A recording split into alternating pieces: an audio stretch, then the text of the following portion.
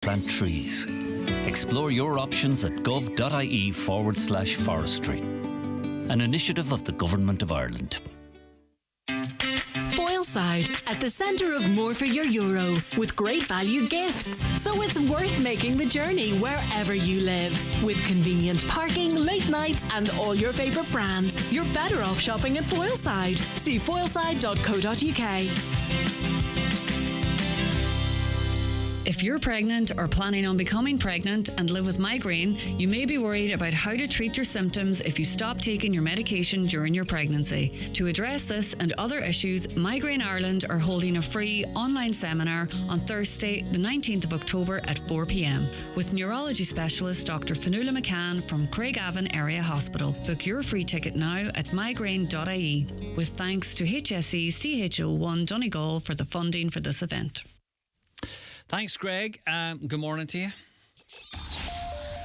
Morning, Lee. Yeah. Do you know what I was just thinking there when I was saying thanks, Greg? Like, it wasn't like dinner. I was saying you came in singing surprise, surprise. Do you That's because you were singing it. Yeah. Do you remember that? I know it's a long time. Cilla Black. Yeah, of course. It was a good show, that, wasn't it? It's Surprise, nice to catch Surprise people was good. surprised. Then she did obviously Blind Date. Yeah. So that was her two big shows. I think Surprise was nice. It was. I think someone tried to do a remake of it, but it just wasn't the same. No. It was really good, but obviously there was so much research and put into that because they were tracking people that mightn't have been in there. But do you remember when they used to, on radio shows, and I'm sure it happened here, where you would get someone and they were in Australia and you would call them and then you would connect them with the call. Do you remember that? Nice. Like mom would chat to the... Like with nowadays though, that's all... gone away with because people are chatting all the time. Yeah. But it was so expensive to call that you would have radio shows. Gay Byrne did a lot of this, and you would sort of say, surprise, here's your daughter on a phone. I haven't spoken to you in 3 years. I know, can you imagine how the world's changed? Those were nice moments, weren't they? They were, but things have gone to pot. See that technology, AI thing, EIEIO. Don't you worry about it anyway. Right. All right, Lee, get on with it. Take care of yourself. See you tomorrow morning. It is approaching 2 minutes past 9. Let's get a news update, and it's over to Donald Kavanagh. Thank you, Greg. Good morning. And in the show, Councillor is predicting that within a matter of months, families with homes affected by defective blocks will be moving into hotels while their homes are being rebuilt. Councillor Jack Murray says there's a serious shortage of housing in the peninsula and in Buncrana in particular. He says this is pushing up rent prices to the point where they're double what they were just a few years ago, and that's severely affecting anyone who had hoped to save for a deposit. Councillor Murray says the shortage of alternatives means options are becoming ever more limited for those whose homes are crumbling. I've been saying this for quite some time, that unless the problem was addressed, unless we had alternative accommodation, extra accommodation made and shown, that as the defective block crisis progressed and became more acute, that we would end up seeing people in hotels, families in hotels as they're displaced. And I'm extremely worried that we're now months away from that situation. We haven't yet addressed the modular homes, which I think is the solution to this problem. But more and more people, their houses are getting worse. The number of drink-driving checkpoints on the roads is at its lowest level since 2017. An Irish Times analysis of enforcement trends foresees 150,000 drivers in total will be breathalyzed by the end of this year. That's compared to around 314,000 tested for alcohol at roadsides in 2018. Up until the end of July of this year, around 88,734 people had been breath tested at checkpoints. Many older people are finding it hard to meet one-off costs as they get older. Age Action's new report shows older people highly value the state pension, but many are struggling. 3 in 10 of those aged 66 and over rely on social protection for over 90% of their income. 4 in 10 rely on it for more than half of their money. Age Action policy specialist Nat O'Connor says women are faring worse than men in old age. The USRI reckons that there's a 35% pension gap between men and women, which is to say women's pensions are a third lower than men's on average. So that's a huge gap. And we also know that, of course, in situations where there's a bereavement, often a woman is left as a widow and can lose an awful lot of pension income, and at the same time still has all of the expenses of the same house. Efforts are being made to bring around 40 Irish citizens in Gaza to safety. Israel is preparing to launch an offensive by air, land and sea after 1 million people living in northern Gaza were told to travel south. A border crossing in Egypt is expected to open this morning for aid and foreign nationals to pass through after it was delayed at the weekend. However, journalist Hannah McCarthy, who's in Israel, says it's still not clear if that will happen. We've heard that it's very, very fluid, and I mean, even on Saturday when it was supposed to open, it was cancelled basically at the same time it was supposed supposed to open. So it's a very fluid situation. And when I say that this is like, diplomatic chess pieces, it's very much that situation. This is there's nothing to do with international humanitarian law here. It's about diplomatic negotiations right now. And Egypt is playing quite a high stakes game, as well as Israel. Weather forecast, and after a cold and frosty start, today will be mostly dry with sunny spells, just some isolated showers. Cool with top temperatures of 10 to 12 degrees Celsius in a light to moderate east to southeast winds. We'll have regular updates on our website, highlandradio.com. Back with news again at 10 o'clock. My perfect escape would be... a city break. Somewhere with loads to do. nothing. Just relax and go. Out. Dinner and drinks in the hotel before heading to bed. Nice and early for an amazing night's sleep. At Maldron Hotels, we provide you with everything you need to escape your way across Ireland and the UK. Save on every room, every night when you book direct with Click on Maldron at maldronhotels.com. The county's #1 talk show, the 9 till noon show on Highland Radio. And now it's time for the talk of the Northwest, the 9 to noon show with Greg Hughes on Highland Radio. And a very good morning to you this Monday morning, the 16th of October 2023. It's fast approaching 6 minutes past 9, and you're very welcome along to the show. And hopefully we have your company here for the next 3 hours in the programme and throughout the day on Highland Radio. And it's always a busy one today, particularly with a focus on health, following on from our story with GPs last week. 78 of them signed a letter saying, look, the ED is in such a state, we need an external review. Well, over the weekend, 11 consultants at Letterkenny University Hospital have written to the Health Minister backing the GPs and expressing their serious concerns over the operation of the ED and its impact on patient outcomes. They say we could be looking at a service collapse. Some remarkable statistics, which I'll go through before we head into the newspapers, just to set up some of what we're going to be talking about today. ED waiting times, by the way, they are the most visible sign of a hospital that is in distress. And in Letterkenny University Hospital, they have deteriorated dramatically in the last 3 years. 52% of patients are seen in Letterkenny's ED within 6 hours of presentation, so just over half. The target is 95%. And just to give you some context, in 2020, 80% of patients who attended Letterkenny ED were saw within 6 hours. A third of patients, or not far off a third, 27% of patients currently experience a waiting time in excess of 9 hours. That compares to just 6% 3 years ago. So that's a dramatic increase in long waiting times. Letterkenny University Hospital is the 6th busiest hospital in the country. Now, to put that into context, that's behind level 4 hospitals, in Dublin and the big urban areas. So it's the 6th busiest hospital in the country, but it's at the bottom in terms of funding per patient. And just to give you an idea and a kind of a like-by-like comparison, the annual funding per patient for Letterkenny University Hospital is 6,922. Our nearest neighbour, Sligo, it's 11,000, right? So that's not far off double. And it seems in the mid-teens for, certain sized hospitals. But Letterkenny, the 6th busiest in the country, but it is at the bottom of the table in terms of funding per patient. The 11 consultants, and we'll speak to one of them a little later on in the programme. Obviously, they're very busy, so that's going to be later on in the show. They're calling for an external review team to inquire into operations at the hospital, but they want it to go beyond the ED. Sustainability of medical and surgical services, they want that looked at. Radiology services, facilities and staffing levels in the ED, hospital acute bed capacity, access to community hospital beds for step down, and on it goes. They say that the hospital is currently in a crisis and is rapidly approaching a tipping point, warning failed recruitment of medical and surgical specialists will lead to a failure of on-call rosters. Such a scenario, they say, would inevitably lead to service curtailment and raise the possibility of service collapse. As I say, we're going to be talking about that a little later on. The consultants say they've raised this issue with the hospital management. They've raised these issues with Sealta. They've raised these issues with multiple health ministers, including the current health minister, with no success. And they are backing the 78 GPs in Donegal, saying that the ED effectively is not fit for purpose in terms of ensuring as many possible positive outcomes for patients as there is. We're going to be speaking to one of those GPs a little earlier in the show. We're going to speak to a consultant later in the show. We're going to speak to people about their experiences in the ED. Yes, it's health heavy, but this is critical. We're at a tipping point. We've seen with the CDNT, we no longer can accept that those services are not there to be provided. People stood up, people got together, and now there are some inroads being made in relation to that.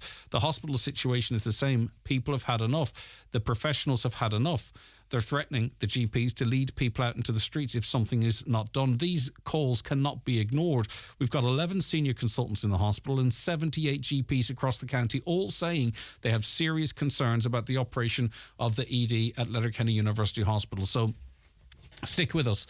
We're going to be talking about that extensively because it is important. And if you don't think it's important to you now, God forbid if you were to get sick, it would be very important to you then, or if you have someone in your family who was sick. But I think we're at a enough is enough point in terms of the reaction from the medical professionals.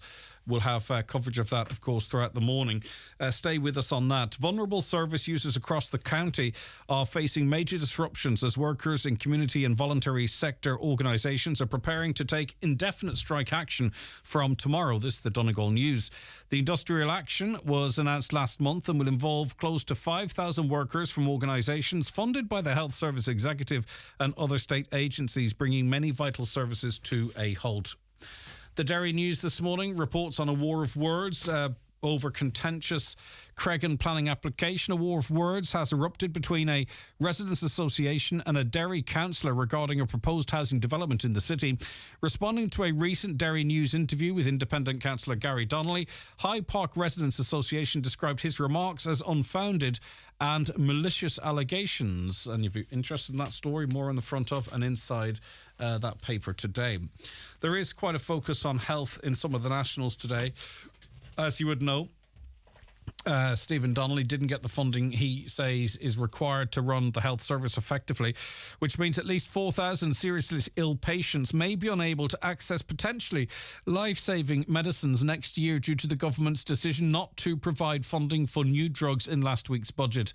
This is the Times, by the way. They include about 1,000 cancer patients hoping to access 23 new medicines going through a funding approval programme and 3,300 patients with other conditions that could be treated by 11 new medicines in the pipeline, according to industry estimates. And I mean, when you put that in, you know, take it off the headlines and speak it and think about it.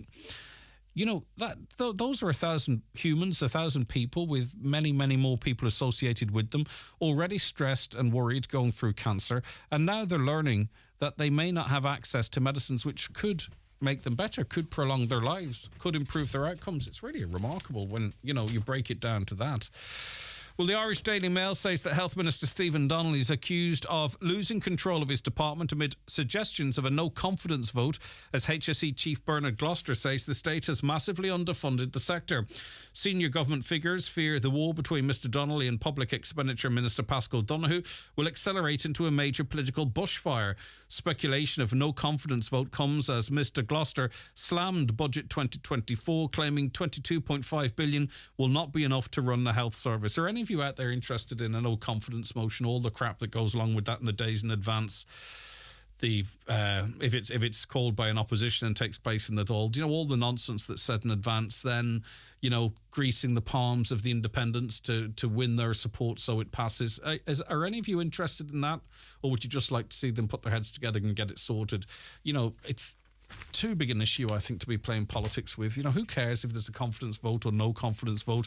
It'll pass anyway. It'll take up too much time and probably cost us a fortune, as I say, in terms of government making sure they have the support to pass it.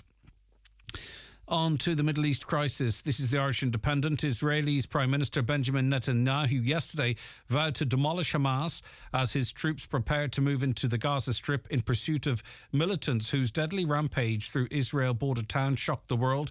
Israel has urged exhausted Gazans to evacuate to the south, with hundreds of thousands They've already done that in the besieged enclave, which is home to more than 2 million people. Hamas, which runs Gaza, has told people to ignore Israel's message.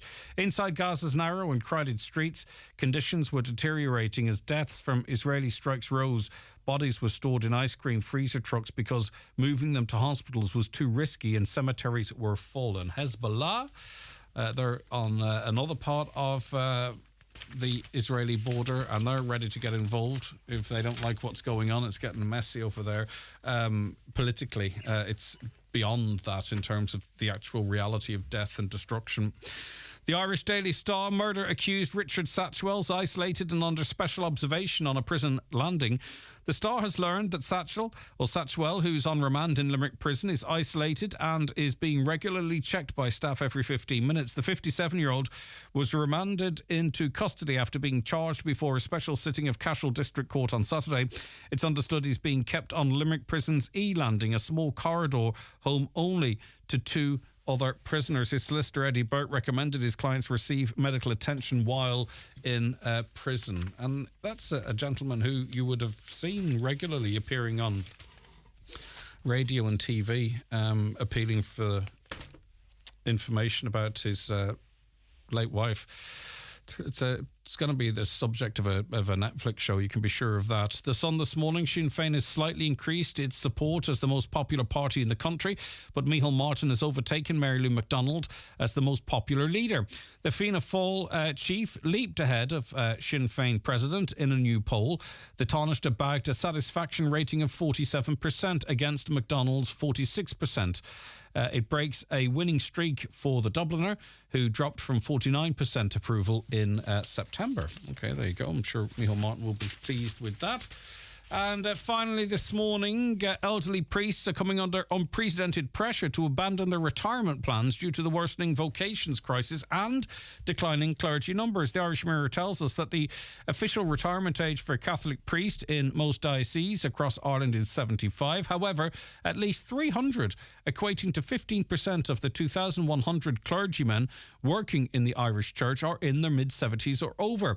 And with fewer priests than ever hanging up their clerical collars once they reach retirement age, those numbers are only going to increase, according to the Association of Catholic Priests. And we heard last week too the reality that more funerals are going to have to be done by the laity because there simply won't be the priests available to do all of the work.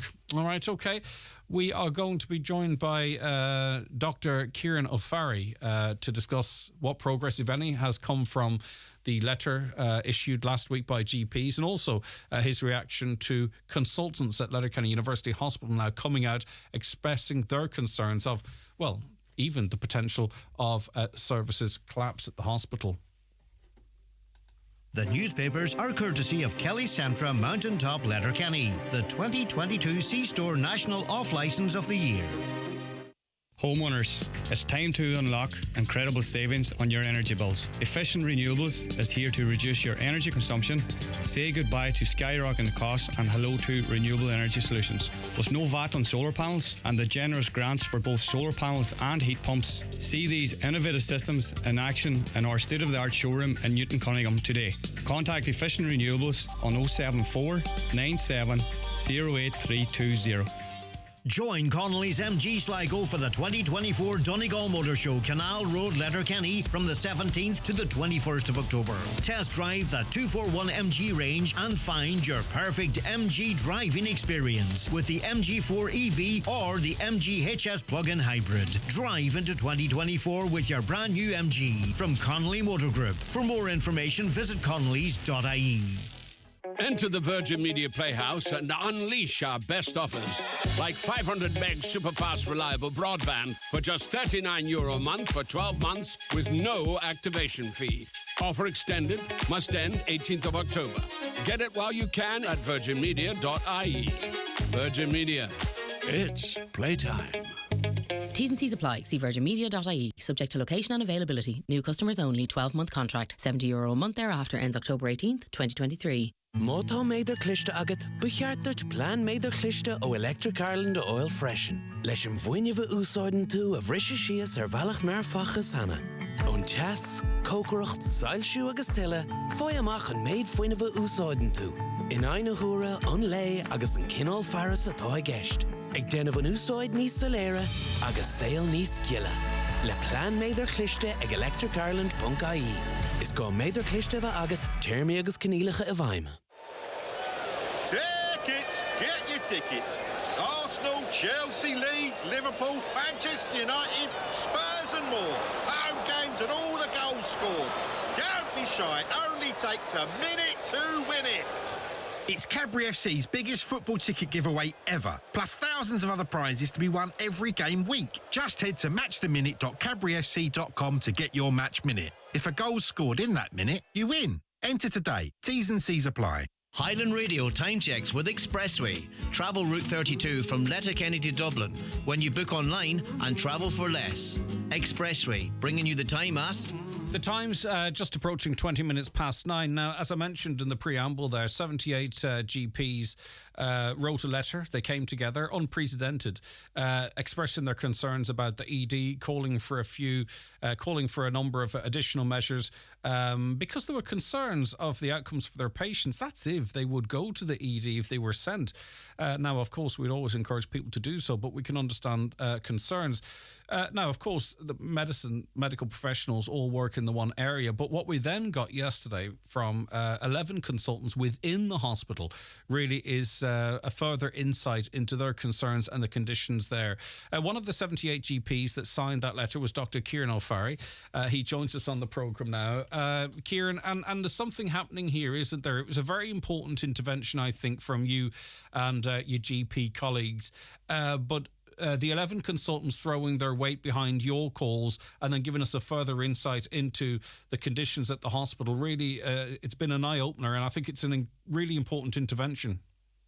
I would agree, Greg, and as you said, I think it's very important, and it shows a lot of the strength of feeling that's out there, that our hospital consultants who obviously don't find it easy to speak up about the service within their own hospital have taken this unprecedented move. And again, I think it shows that we are starting a bit of a movement here. We're gathering a broad consensus of doctors, stakeholders and people, and I think we really are starting to highlight the difficulties that we have here in Donegal, and the inequity that we have here in Donegal, and the significant risk that the doctors of Donegal are now highlighting for the patients of this county.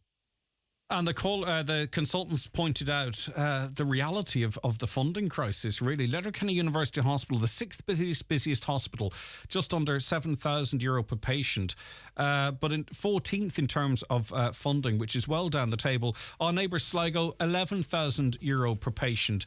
Now that sort of talks beyond the ED, which the consultants did in their letter, but it really lays it bare, the reality of the underfunding of this really, really important acute hospital. Yes, and we know Donegal is different. We hear that a lot, but it is, in terms of healthcare, completely different to anywhere else in the country.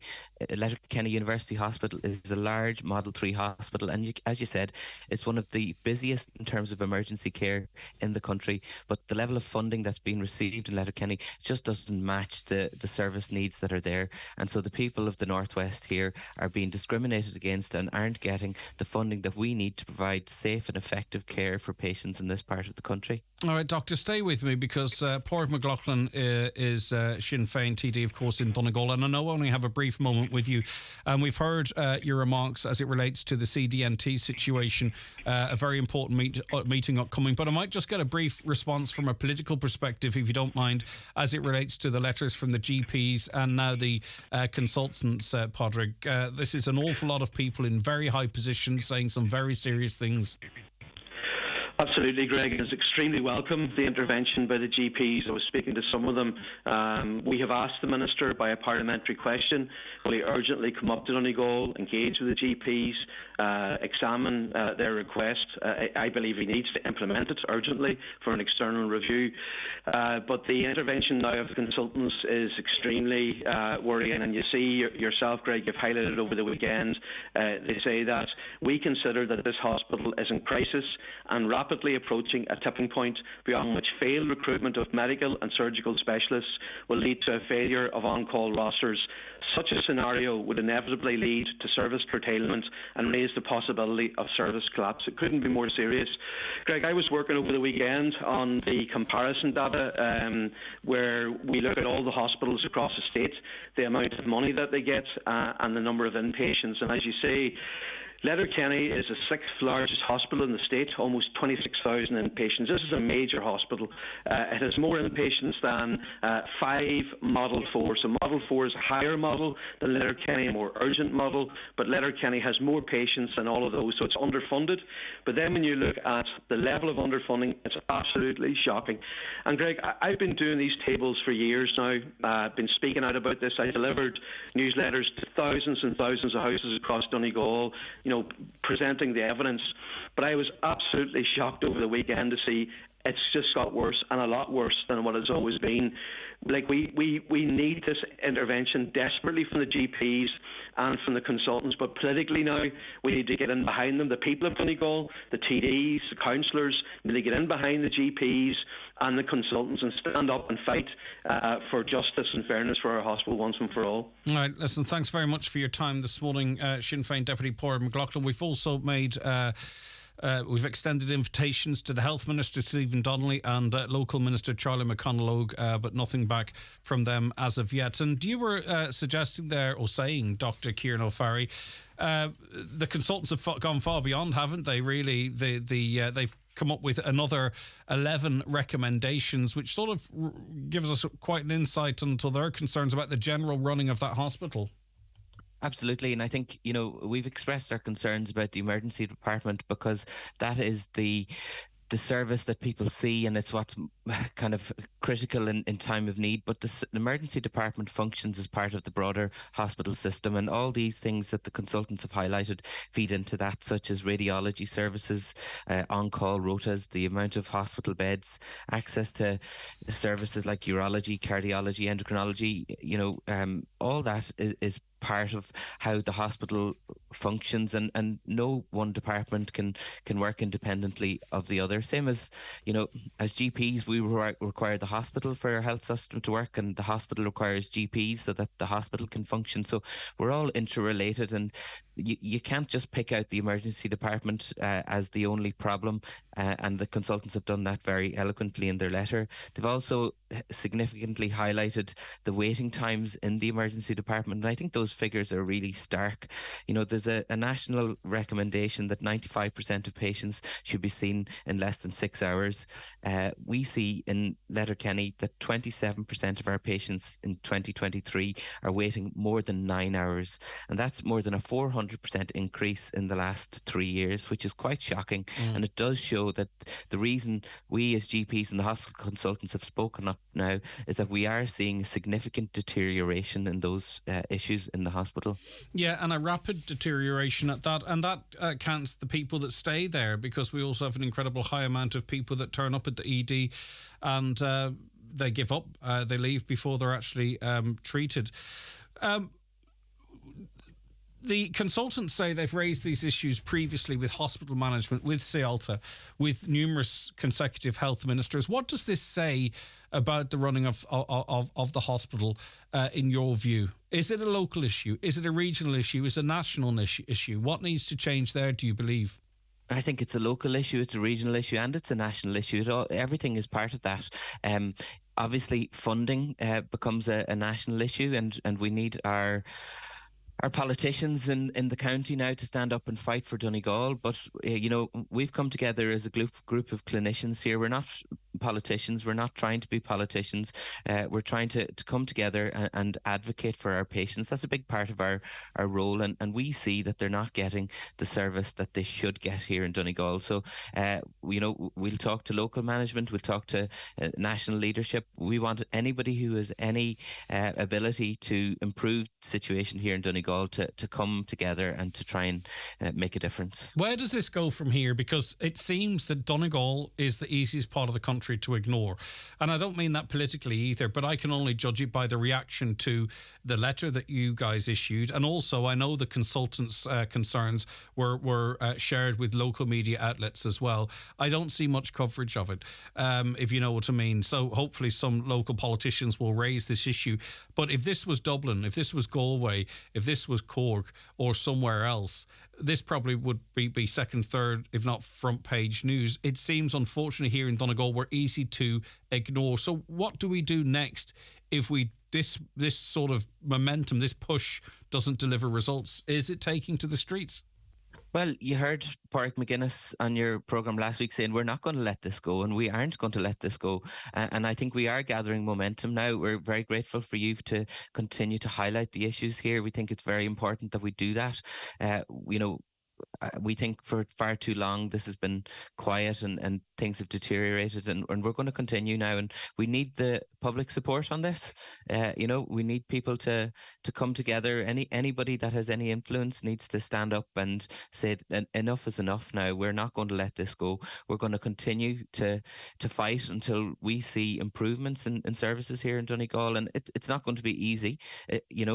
I've seen these questions being asked of the Minister before of Donegal, and the answers that can come back, obviously very technical answers about Model 3 and Model 4 and the care that's provided in different hospitals. But we as clinicians know that our patients here in Donegal are not getting the service that they need, and that is why we're speaking up.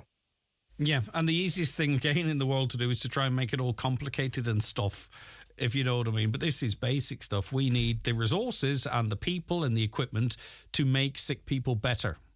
That's absolutely. And, the bottom line is the stories that we hear day in, day out, and everybody in this county is hearing them on a regular basis, of people waiting excessive lengths of time. And we know as clinicians, and the evidence is clearly there, that excessive waiting times also results in poorer outcomes. So we know that our patients here in Donegal are suffering because they're not getting the care that they need. Okay, listen, thank you for your time. I know you're all very, very busy, and we'll be speaking to a consultant a little later on the show as well. But for now, GP Kieran O'Farrell, thank you so much for your time. As you can see, GPs are resolute in their views that were issued in that letter last week. And as I say, we'll be talking to a consultant a little later on to get an insight from within as to what's going on there.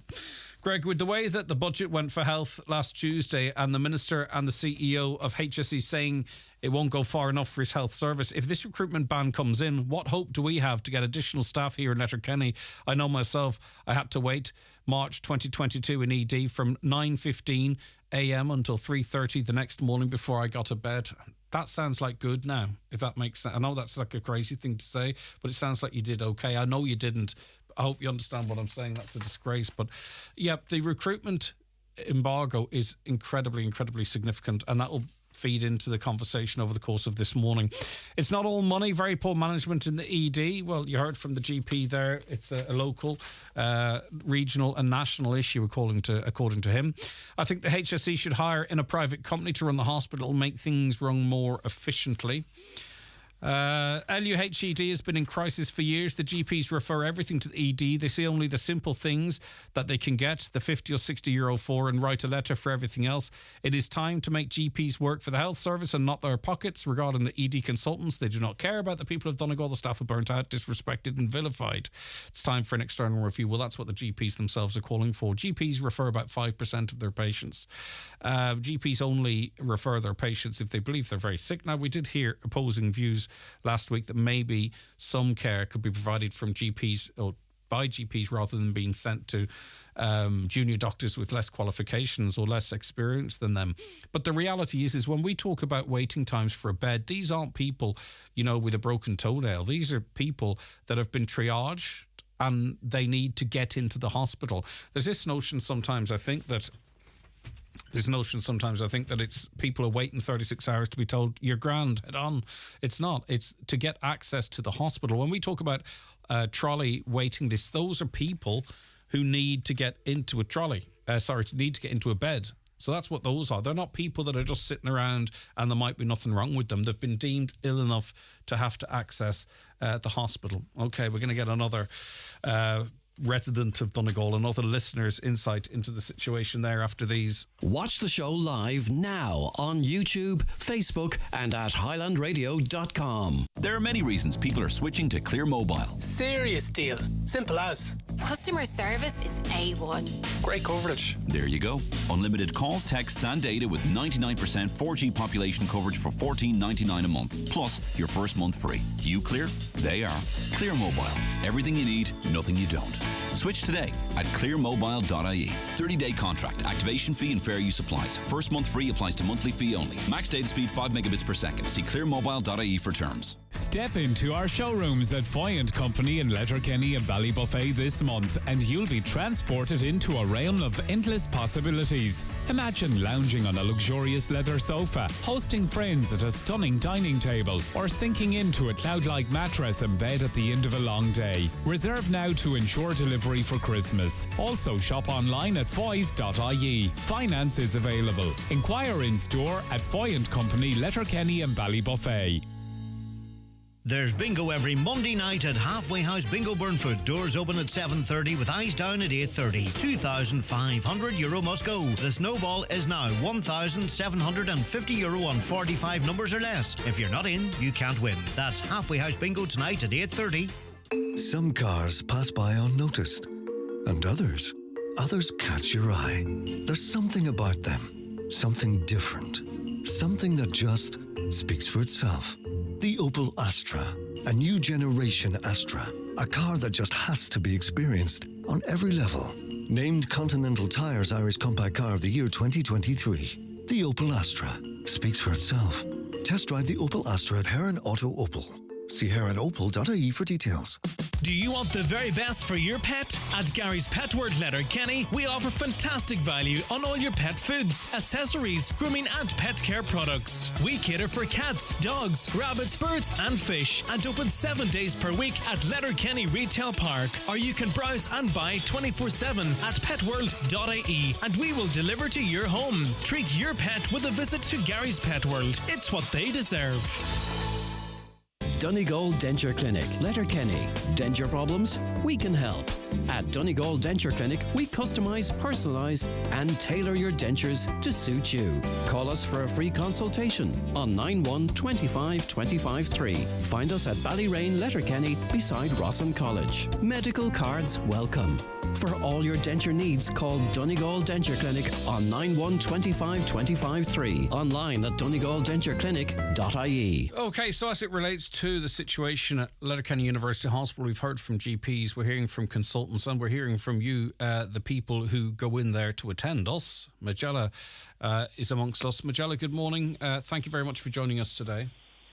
No bother, Greg. Good morning to you too. Right, so you were in the emergency department recently. Just before we get into your story, Majella, were you familiar with how overstretched staff were? Had you been in there recently, or was this sort of you seeing for the first time firsthand what's going on? No, I've been worse and been talking to people that has been in, and they're all saying the same. Right, so you were in there with your daughter. Tell us your experience. Yeah. She went in at 9 on a Friday night, and I went in shortly after 10. She didn't get seen an ED doctor to 2:15 the following day. In the afternoon? Yeah. Wow, okay. And she didn't get a bed to that evening then. She was admitted. But it was a bed, but it wasn't in a ward. It was in a hallway with like a curtain thing across from it. There were no beds, but she was glad to get the bed. Yeah. So she was 17 hours, if my maths are correct, waiting for an ED doctor. Yeah. And then a further number. Now, obviously, she wasn't there because she didn't need to be there. She was there because she had to be there. The doctor says, right, we need to admit you. And after that, then she had a further number of hours to wait before she got a bed that wasn't actually a bed as such. What did you see in terms of, you know, what staff are having to go through, the nurses and doctors, etc.? What was your observations? People sitting on chairs, old people, for how many hours, like ourselves. The ED outside, casualty. All right, I think I've lost the line. Majella, are you there? Some was left. Sorry, Magella, I dropped the line there. You were telling us outside, the line dropped, it's our problem, I'll sort that out. But you were saying what you saw, people on chairs, take it from there? They were on chairs sitting inside the casualty doors. All the beds were full, the cubicles. Bringing more people in, outside, sitting in the sitting area. Every chair was packed. They were sitting on floors. That's just a constant thing now. It must be really difficult for the staff to work in that environment, Magella. I honestly don't know how they do it. Mm. The nurses and the doctors are rushed off their feet. I really don't know. Something needs to be done now before it gets worse for these winter months coming in. Yeah, and you're calling on the government and management to act. Oh, they have to act, because it's definitely not right. The health system is definitely nowhere near where it should be. Okay, Magella, I hope everyone's okay now. Thanks for helping us to understand. I appreciate it. Mary, good morning to you. Morning, Greg. How are you doing? I'm good. What was your experience, Mary? I was sent from the GP office in the morning. So I was in casualty at about 10 o'clock in the morning. Mm-hmm. And I was really sick. I was really sore at turned out appendicitis. And I could barely stand. So the triage nurse, she put me on a wheelchair and she brought me in behind. But I was in there for 3 hours. And my husband was in the waiting area, waiting to hear back about me, and he had heard somebody call my name, so they didn't even know where I was. Wow! And I was in behind. So then I seen somebody, and he examined me and said, "Yeah, it doesn't look good. It looks like appendicitis." And it took another half an hour or so, or an hour, to get some pain relief. Mm-hmm. And I was on a wheelchair this entire time. So just tell us the timelines again. So you went in there unable to stand, in acute pain. It was 3 hours before anyone saw you and you were examined. And at that point, was any pain relief given to you over those 3 or 4 hours?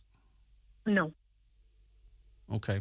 So no pain relief. The doctor says we need to admit you after they said we need to admit you because it looks like appendicitis. How long was it before you got out of that chair? But you said you were in the chair for 31 hours. I was, because it seemed to be all very confused, because there was 2 different doctors came and seen me that evening. Yeah. And both examined me. If they had to move me out of, they didn't move me. They brought me into a different room and then put me back to where I was. Mm. At the back of the A&E. So they examined me, and they all said, both of them, 3 of them said, it looks like appendicitis, but we just have to wait, whatever. And we have to get a CT scan. I was like, that's fine. Mm-hmm. I didn't get a CT scan until it was about 7 or 8 o'clock that night on the Wednesday, and then I got put back to where I was, hooked up to the pain meds and the antibiotics. And I was still on the wheelchair. And then at 3 o'clock in the morning, I asked the nurse, is there any sign of my bed? And she was like, there's no request for you to get a bed. Wow. And I was like, but I have appendicitis. I'm in a lot of pain. I'm really, really sore. And Greg, I have MS as well. Mm-hmm. So I'm living with chronic pain anyway in my arms and my legs. So it was uncomfortable. I couldn't sleep, on a chair. This was in the middle of the night. Mm-hmm. And then she said, you're going to have to wait for a surgeon to speak to you in the morning time. So I knew it was going to be the morning time before I would see anything. And he came then at about 9, half 9, the surgeon, and he examined me again. And and he says, no, he said to the nurse, she said to him that, no, this patient needs a bed now. Right, that was 24 hours later, though, wasn't it? Yeah. That was 9:30 the following morning. The following morning. And then I didn't get a bed until 5 o'clock that evening. So I was waiting from when he seen me in the morning from about half 9 to actually get a bed, 5 o'clock. So and when then did I you got get the a bed, operation then after that, Mary? The next morning, the Friday morning. Okay. So I went in on the Wednesday and I got the operation on the Friday. But I didn't actually get a bed until the Thursday, about 5 o'clock. And is it, pardon my ignorance, but is it not dangerous if you've appendicitis to be sitting around for so long? Yeah. there's what I call it's actually, I was looking, it's a medical emergency, it can burst, 48 hours to 72 hours. It can burst, which what shocked me that there was no emergency about anybody. Like my cousin, she's a radiographer, and she had said to me, if you don't feel any pain, start screaming because it's burst. Mm-hmm. Yeah. Then you'll be in a lot of pain then. Like I could have been septic because of it, It's crazy. And your partner had no access to you because you'd have been brought in behind the ED. You were on your own then. Is that right? Yeah, I was on my own. Yeah, I was all by myself. And what was that like, 31 hours? And as you say, with the complications of MS, already having chronic pain and the risk of this, I mean, it must have been horrendous for you, Mary. It was horrendous. It really was, Greg. Okay. It was horrible. And not something you'd ever want to go through again? Definitely not, no. Definitely not. And like most of my care is actually in Sligo because there is no care for MS in Donegal. Mm-hmm. That's a long run for you. Then how often do you have to make that run? I have to make it every month. Okay. I have to go down for treatment once a month, and then I have to go down for appointments with my consultant, with my MS neurologist consultant as well, every now and again, every 6 months or so. Wow. That so I have been able to get my... All your cares well, I got my Sligo. MR. It's down in Sligo, yeah. I did get an MRI up in Letterkenny in July, but that was because my MS nurse had requested it a few months beforehand to make sure that I got it when I was supposed to get it, because I'm supposed to get MRIs every 6 months. Yeah. To keep on top of it, to see the progression. Okay, I get you. It's one thing after another. But it was just it wasn't just me. There was a lot of women, there was a lot of patients, there was a lot of men sitting waiting, and as Magella said, in the corridors there was people coming in, and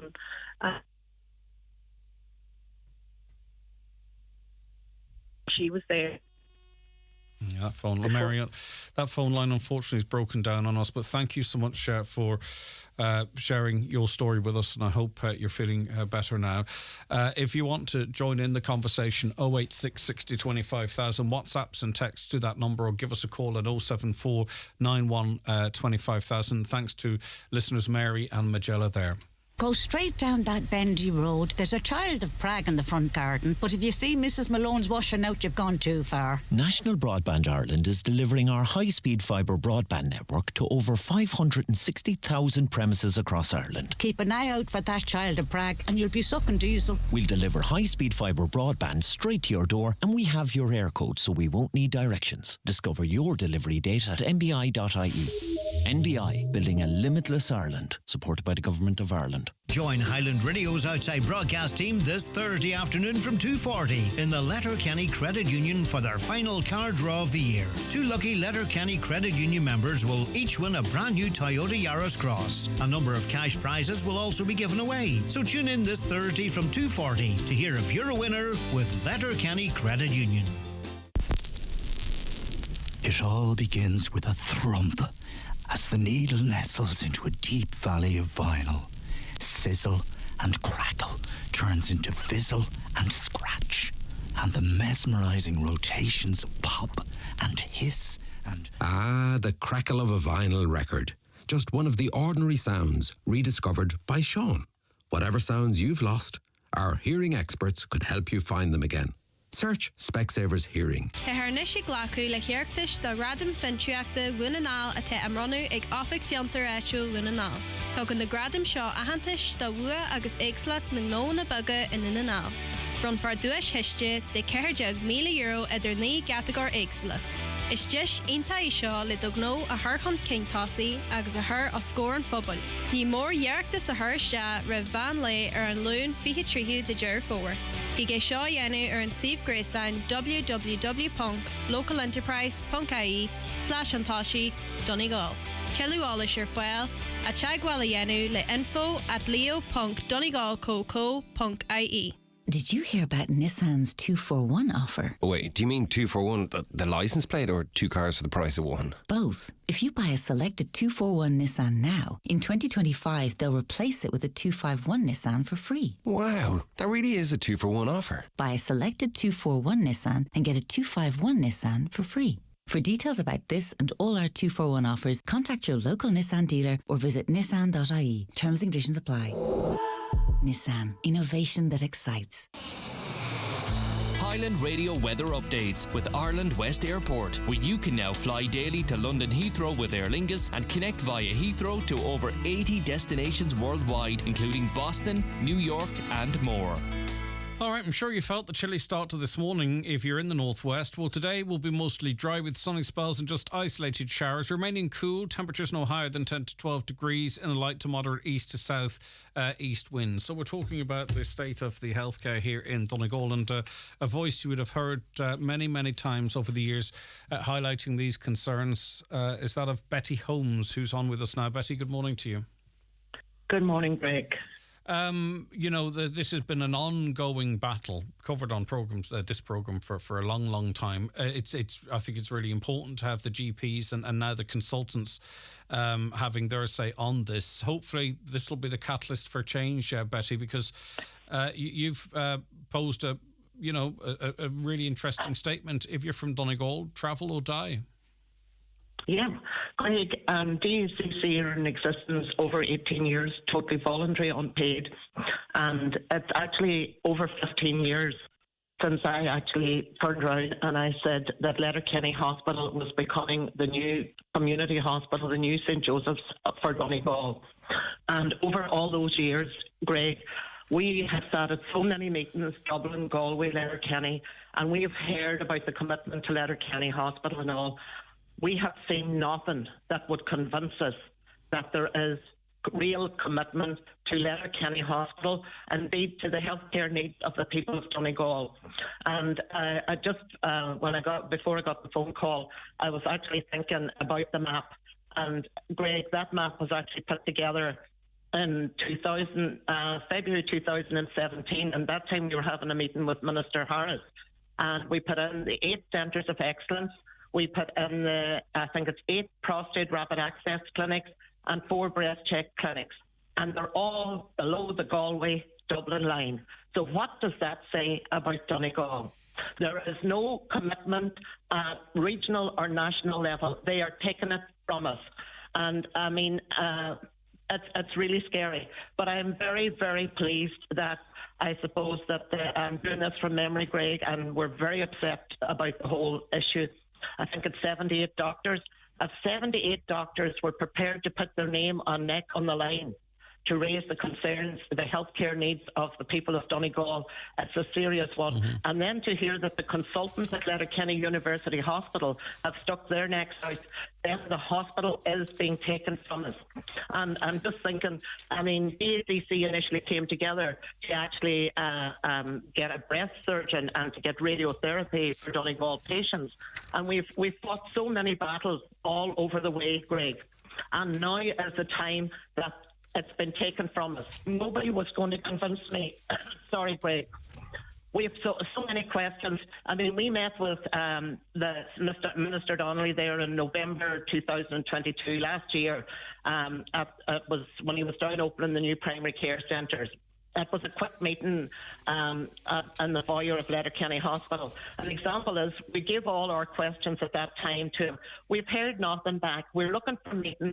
We get no answers to anything. It's about keeping us all quiet and hoping we'll go away. So I really, really am pleading with all the people in Donegal, and in particular our Donegal minister and TDs and politicians. We all have to unite. It doesn't matter what political agendas are or anything else. This is about ensuring that Letterkenny University Hospital is not totally downgraded to a basic clinic or a community hospital. But in terms of funding, Betty, in terms of funding, maybe that's already happening. It's the sixth, just to reiterate this because it's so important, the 6th busiest hospital in the country. Now, compared to the hospitals it's competing against, okay?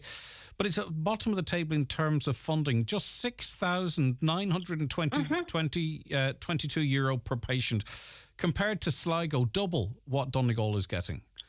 You know, I mean, that is... I know you have, Betty. I just wanted to reiterate it. It's shocking. Yeah. But Greg, DACC have been raising the whole issue of budgets to Letterkenny University Hospital and inpatient amounts and whatever over a long many years. We have presented that at local, regional and national level repeatedly, and it hasn't been taken on board. And if you look, now we have a recruitment ban, and we have seen nothing over the years. We've always said that the good work, and if there was real commitment to Letterkenny Hospital, they should be selling the excellence that exists there at national and regional level, so people would be encouraged to come for jobs at Letterkenny. But look at the money, the huge amount of money that's been paid to the National Treatment Purchase Fund that should be going to Letterkenny Hospital, and yet we have the National Treatment Purchase Fund paying big money to private hospitals to treat patients. And once you go in, you're literally, excuse my language, pissed off as soon as they do your treatment. There's no such thing as overnight or overweight care. And if there's a difficulty, where do you have to come back to? Letterkenny University Hospital. Mm-hmm. Okay. This falls at local, regional and national level responsibility. Do not let them take Letterkenny University Hospital away from us. It's our hospital. It's the people's hospital. And it's been taken from us, Greg. And that DACC map says it all. There is no two ways about it. And it goes back, as you started off, you're from Donegal, do you travel or die? No railway, no motorway. No other county in Ireland has to do this. And I go back, and this you can't even get a bus politics. for treatment to Galway. I mean, unique geographical circumstances relate to Donegal, and that was Minister Mary Harney, Minister for Health, in November 2007, said that. Mm. Right. Listen, thank you very much. I'm sorry, Greg. We're just very upset, and we've put over 18 years voluntary unpaid work, and a lot of it nobody's even aware of. And we've had a lot of successes, but it's been taken from us. No, I get you. Well, hopefully now that you are getting the backing, and DACC and others are getting the backing now from the GPs. And I mean, we're hearing from GPs that they're concerned for the outcomes of their patients, sending them to Letterkenny University Hospital. I mean, that is really concerning. We're hearing from consultants, and we'll speak to one in the last hour of the show today, saying that this is everything. All the events that are happening are raising the prospect of a service collapse. So you've got 11 consultants within the hospital saying that the way things are going, the prospect of a service collapse. And then we're expecting people to work in that environment. And we back the doctors, we back the nurses. That's why we're doing this, okay? That's why we're trying to highlight this. It's not, I think everybody knows that they're doing as best they can in the circumstances. But Betty, listen. They're excellent, Greg, and that should not be forgotten. Mm-hmm. And even though the difficulties that exist and what people might encounter, whatever, the staff are there, they're fully committed, they're working incredibly hard in extremely difficult situations. Mm-hmm. And that excellence has never been acknowledged. Okay. Right, well, listen, Betty, don't let it overwhelm you. Maybe we're moving in the right direction now, because I think the voices, the voices that are out there now can't overwhelm you. And we must all unite and do not take this and let it go. Right. Thank you. Go and get a cup of tea. Thanks, Betty. Take care of yourself. Betty Holmes there, DACC. 086 60 25,000. Keep your WhatsApps and texts coming into us. 086 60 25,000, or give us a call on 07491 25,000. You're tuned to the 9 till noon show here with a strong emphasis on health in the first hour of the show. That will continue. I make no apologies for it. It's a very serious situation when we've got GPs and consultants saying what they're saying, and the stories that we're hearing from the general public. As I say, we have to give over the time for that. It's so important. Stay with us.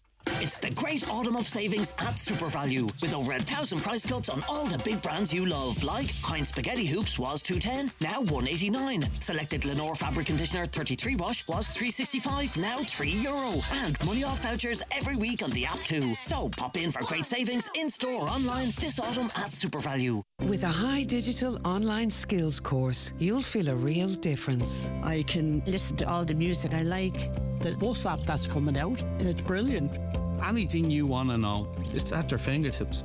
They're small things, but they mean something. Learn essential online skills with simple, accessible lessons at highdigital.ie or free phone 1800 20 30 30. Brought to you by Vodafone Ireland Foundation and Alone. Vodafone. Together we can. Hi, Nathan Carter here, and I'm delighted to say I've just had 2 installations from Cherrymore Kitchens and Bedrooms, and I have to say their attention to detail is second to none. With their sleek design and craftsmanship, your dream kitchen is just a visit away. So why not head over to Cherrymore Kitchens and Bedrooms and let the magic begin. Cherrymore Kitchens and Bedrooms, Donegal Town. More kitchens your way since 1996. Visit cherrymore.ie or call 97 25822 to book your free design appointment.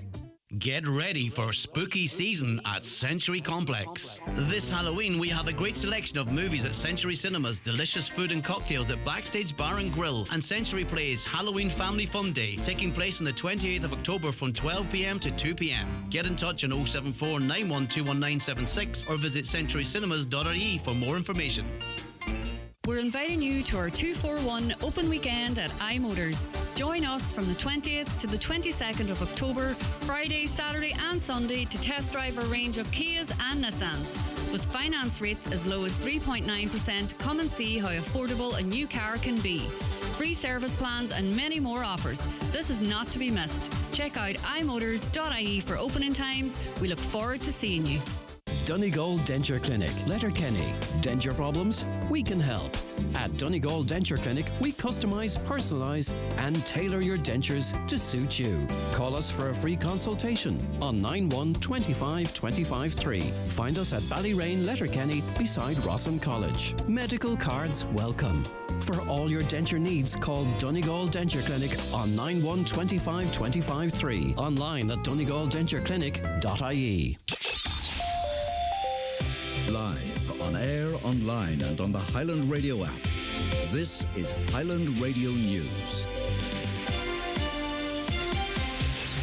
Good morning, it's 10 o'clock. Donal Kavanagh at the news desk. The decision of 11 consultants at Letterkenny University Hospital to write to the Health Minister about the crisis there has been welcomed by GPs in the county, 78 of whom signed a similar letter to the Minister last week expressing the same concerns.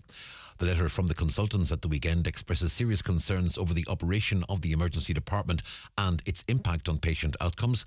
The consultants add the condition of the hospital services, many of which are under extreme pressure, has been repeatedly brought to the attention of local hospital management, the CELTA Group, the Department of Health and various ministers over the past number of years. Well, on today's 9 till noon show, GP Dr. Kieran O'Farrell, one of the GPs who signed last week's letter, says a clear consensus is building up among medical professionals in the county and the government must take notice. I think it's very important and it shows the strength of feeling that's out there, that our hospital consultants, who obviously don't find it easy to speak up about the service within their own hospital, have taken this unprecedented move. And again, I think it shows that we are starting a bit of a movement here. We're gathering a broad consensus of doctors, stakeholders and people, and I think we really are starting to highlight the difficulties that we have here in Donegal and the inequity that we have here in Donegal and the significant risk that the doctors of Donegal are now highlighting for the patients of this county. An Inishowen councillor is predicting that within a matter of months, families with homes affected by defective blocks will be moving into hotels while their homes are being rebuilt. Councillor Jack Murray says there's a serious shortage of housing in the peninsula and in Buncrana in particular. He says this is pushing up rent prices to the point where they're double what they were just a few years ago, and that's severely affecting anyone who had hoped to save for a deposit on a house. Councillor Murray says the shortage of alternatives means options are becoming ever more limited for those whose homes are crumbling. I've been saying this for quite some time, that unless the problem was addressed, unless we had alternative accommodation, extra accommodation made and shown, that as the defective block crisis progressed and became more acute, that we would end up seeing people in hotels, families in hotels as they're displaced. And I'm extremely worried that we're now months away from that situation. We haven't yet addressed the modular homes, which I think is the solution to this problem. But more and more people, their houses are getting worse. The number of drink driving checkpoints on Irish roads is at its lowest level since 2017. An Irish Times analysis of enforcement trends foresees 150,000 drivers in total will be breathalyzed by the end of this year.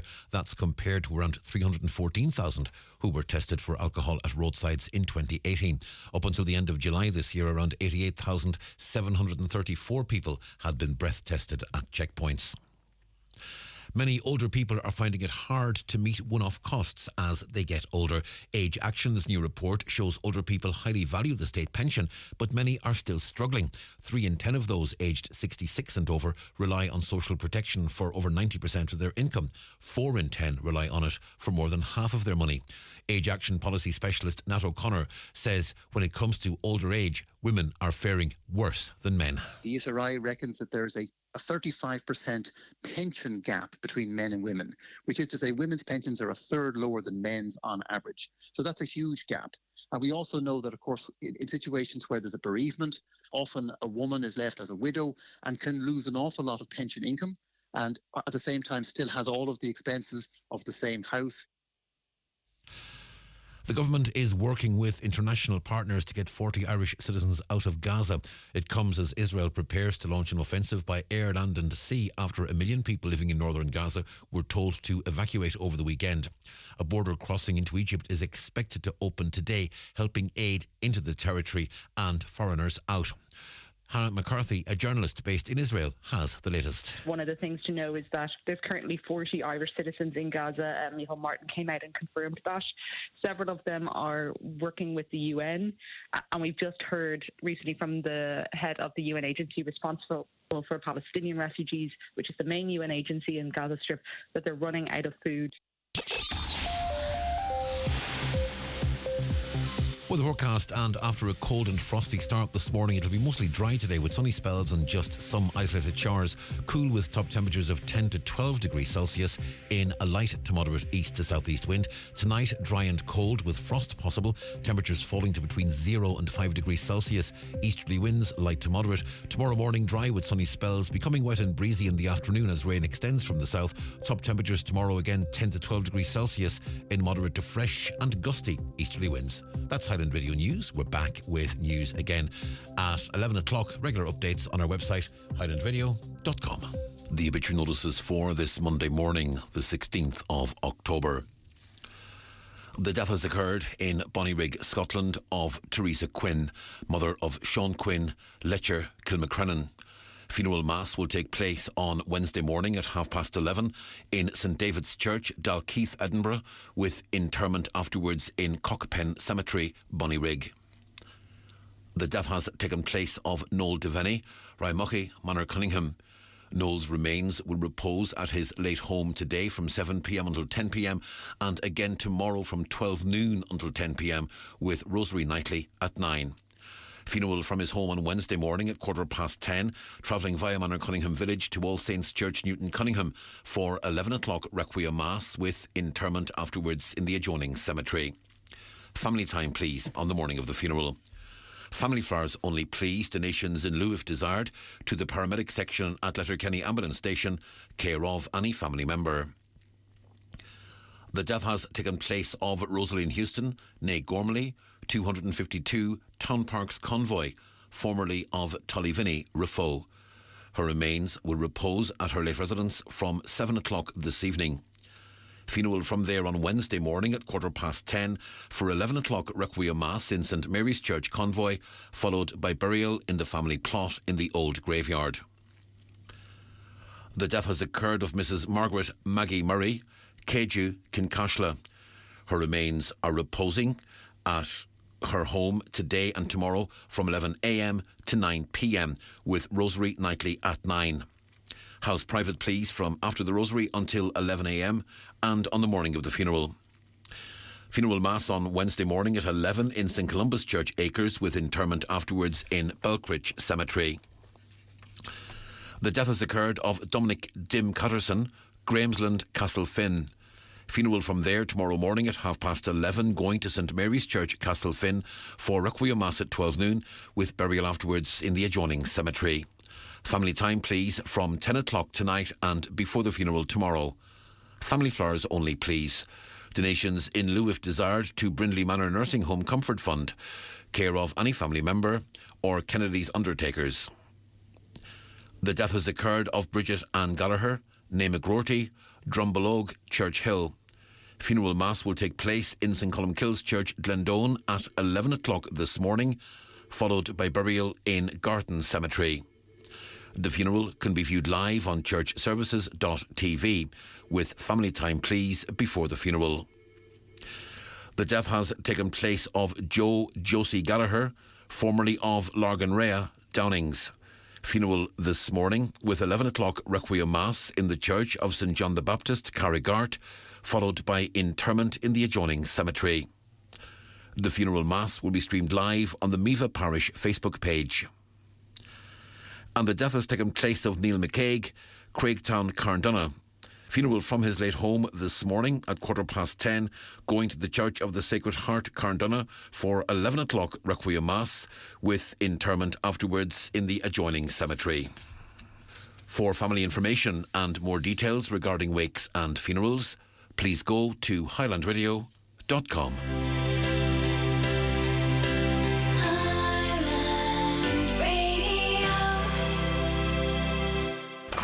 Ah, the bakery regular. Bit of banana bread? Oh, the wandering eye. The lemon drizzle is looking very drizzly today.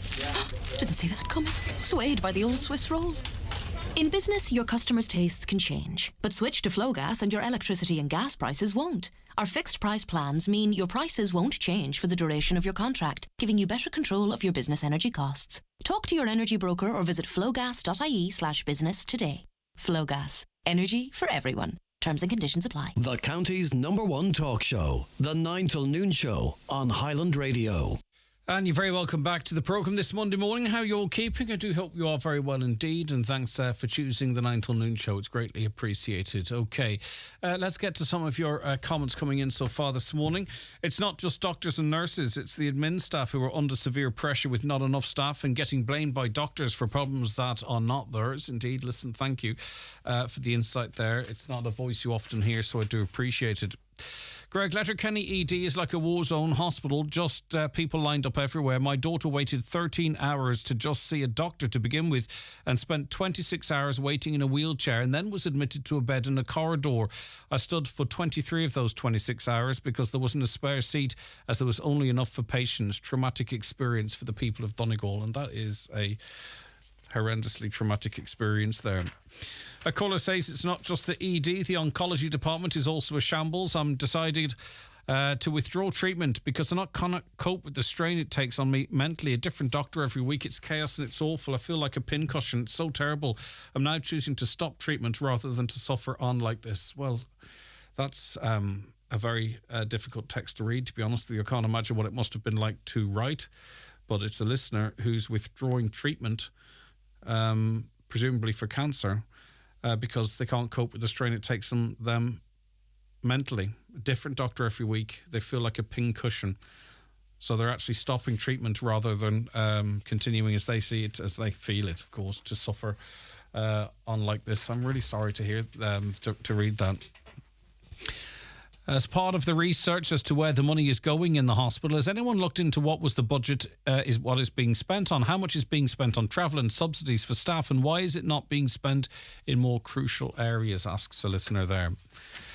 My mum was in last year and done a 28-hour sit on a hard chair. And so when I was in a few weeks ago with my father, I thought it's just the same if not worse. Sadly, my father passed away just 2 days after he was sent home. I don't believe it was in any way linked at all, but it's tough to see people who need immediate attention having to go through the drill of waiting that long. And I think that's a really fair text, and I'm sorry for your loss, but I think it's really fair to point out that you don't believe that impacted on your father's passing, but still very stressful for all of you nonetheless. Okay, we want you to keep them coming into us, please. 086 60 25,000. WhatsApps and texts to this number. There's a push on at the moment. We're at a tipping point, according to consultants, or nearing it. You've heard from 78 GPs. You'll hear from consultants later. And we want to hear from you, the public, as to your experiences, your opinions on Letterkenny University Hospital. 07491 25,000 if you wish to speak to Donna Marie. It's time for NCBI Bingo on Highland Radio. It's Monday the 16th of October. You're playing on the green sheet. The reference number is S6. It's game number 42. The numbers are 89, 45, 87, 34, 62, 68, 88, 75, 21, and finally 63. Phone your claim to 9104833 before 8 tonight, leaving your name, contact number and the name of the shop where you purchased your book, and we'll call you back the next working day. Get all your NCBI bingo information at highlandradio.com. Are the signs of aging creeping up on you? Are you not happy with the way you look or feel? At Letterkenny Medics Private Clinic, we're here to help you, offering Botox anti-wrinkle injections, derma fillers, skin bio injections, Botox treatment for grinding and clenching teeth, hyperhidrosis that aids excessive sweating. Let our doctors help bring back your confidence and look after what is important to you. To see what real results really look like, book your immediate appointment with no waiting time at letterkennymedics.ie. Letterkenny Medics, we listen if you want to talk. Hi, Paddy here at Shane Conley Cars in Donegal Town. Are you looking to upgrade your car? With Shane Conley Cars, you'll find makes and models for every budget. Great finance options, and we also accept trade-ins. Check out ShaneConleyCars.com or call in to us at Shane Conley Cars from Lonaher Road, Donegal Town. Do you need a UK address? Save hundreds of euros on custom charges shopping online with Space Hub Dairy. We provide a full virtual office address mailbox service for all your business and personal use. Save your business hundreds, possibly thousands on custom charges with Space Hub Dairy. Call 048 7187 8077 for more details. Donegal Denture Clinic, Letterkenny. Denture problems? We can help. At Donegal Denture Clinic, we customise, personalise and tailor your dentures to suit you. Call us for a free consultation on 91 25 25 3. Find us at Ballyrain, Letterkenny, beside Rossin College. Medical cards welcome. For all your denture needs, call Donegal Denture Clinic on 91 25 25 3. Online at donegaldentureclinic.ie. Okay, you're very welcome back to the programme. Now, Polestar roundabout lights are coming into effect from tomorrow. It's all, I presume, it is designed to help traffic move more freely. So let's try and get an understanding of how it will work, how long it might take to be really effective, and so on and so forth. Damien McDermott is Senior Engineer with the Donegal National Roads Office, and he joins us now. Good morning to you. How are you doing, Greg? Good to have you on board. Okay, I mean, it seems pretty obvious, but why were these traffic lights then? Why was it deemed that this was the solution going forward? Well, when it comes to dealing with traffic flows and high traffic flows such as you have in Letterkenny at the Polestar, roundabouts are a good solution, but signalised junctions are the most efficient solution and the most robust and reliable solution for ensuring traffic gets through. It's also a safer solution for pedestrians and cyclists in an urban area. So it's a natural progression. If you look around the country, if you look at the likes of Galway or Dublin or these places, you'll see that the progression from normal junctions to roundabout junctions, then on to signalised junctions in that order. And so that's the natural progression here as well. Obviously, we have a lot of serious problems with traffic flows in Letterkenny. This is not a solution to all those traffic flows. It should give us some better reliabilities and I suppose consistency in how junctions are used. Obviously, look, we need things like the 10T to remove the strategic traffic and move traffic volumes from our town centre. Otherwise, really there's only so much we can do. Yeah, but, and as you say, you can put in the infrastructure, but there's I don't know what the percentage is, but a significant percentage is driver responsibility to adhere to the lights, to understand lanes, right of ways, and all that kind of basic stuff. I mean, we have our role to play in this as well. Before we sort of get into the nitty gritties of it, where are people likely to see less congestion as a result? So say, for instance, coming in on the 4 lanes, sometimes it can be backed out right as far as the roundabout there at the bottom of Lurgy Brack, and other people will experience traffic issues in other areas. So, do you think this will speed up people's commute? No, well, let's be fair, you have to look at it. We're not removing any traffic. So the same volumes were there before are going to be there now. So we have those massive volumes at times, which does occur, particularly coming in the Remelton Road and stuff like that carry on for Polestar. They're still going to be there. The best example I would give would be McClay's Quarter in Stirlawler, where there was no lights for a long period of time. And what you had there was you had times where people just couldn't get out of the junction, where you might turn up there, you might feel that you could never get out there because it was reliable on people's judgments coming out at the junction, excuse me.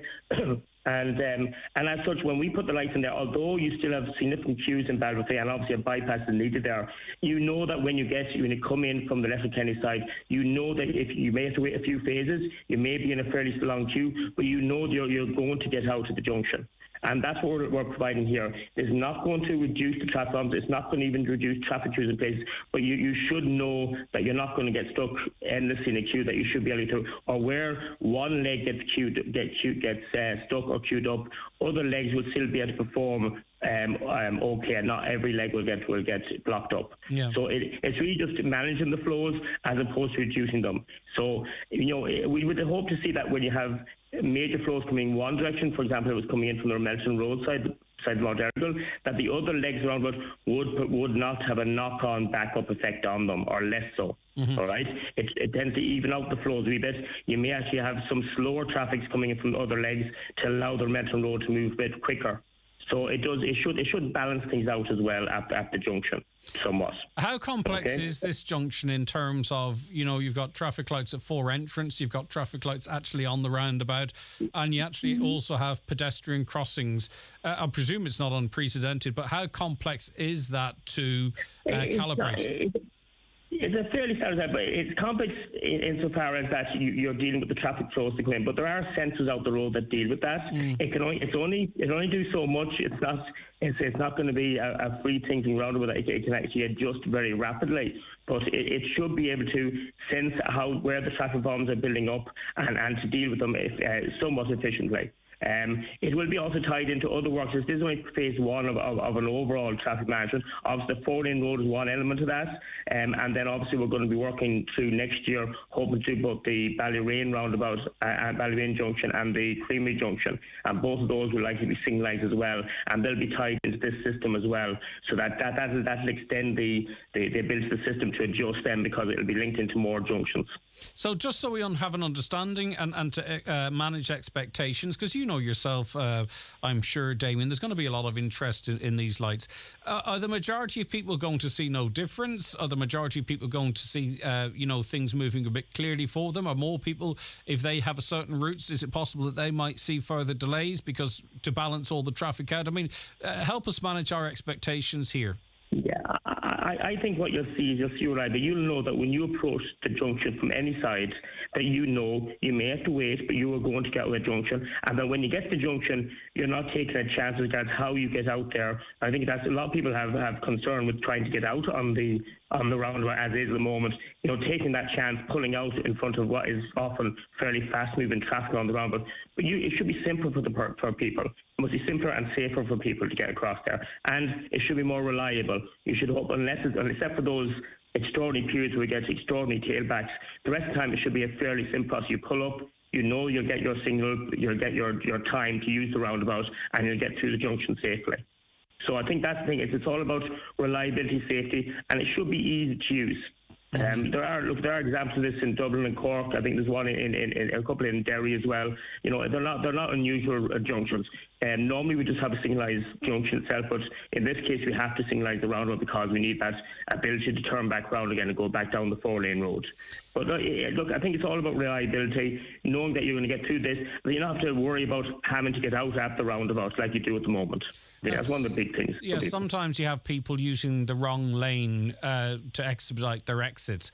That's going to be more difficult with the light system. I mean, it's going to be imperative, isn't it, that people are in the correct lane, dependent where they want to go. Because sometimes you get 3 cars trying to go into, one exit. So people need to have a look at the maps and familiarise themselves where they most often approach from, which lane to go into.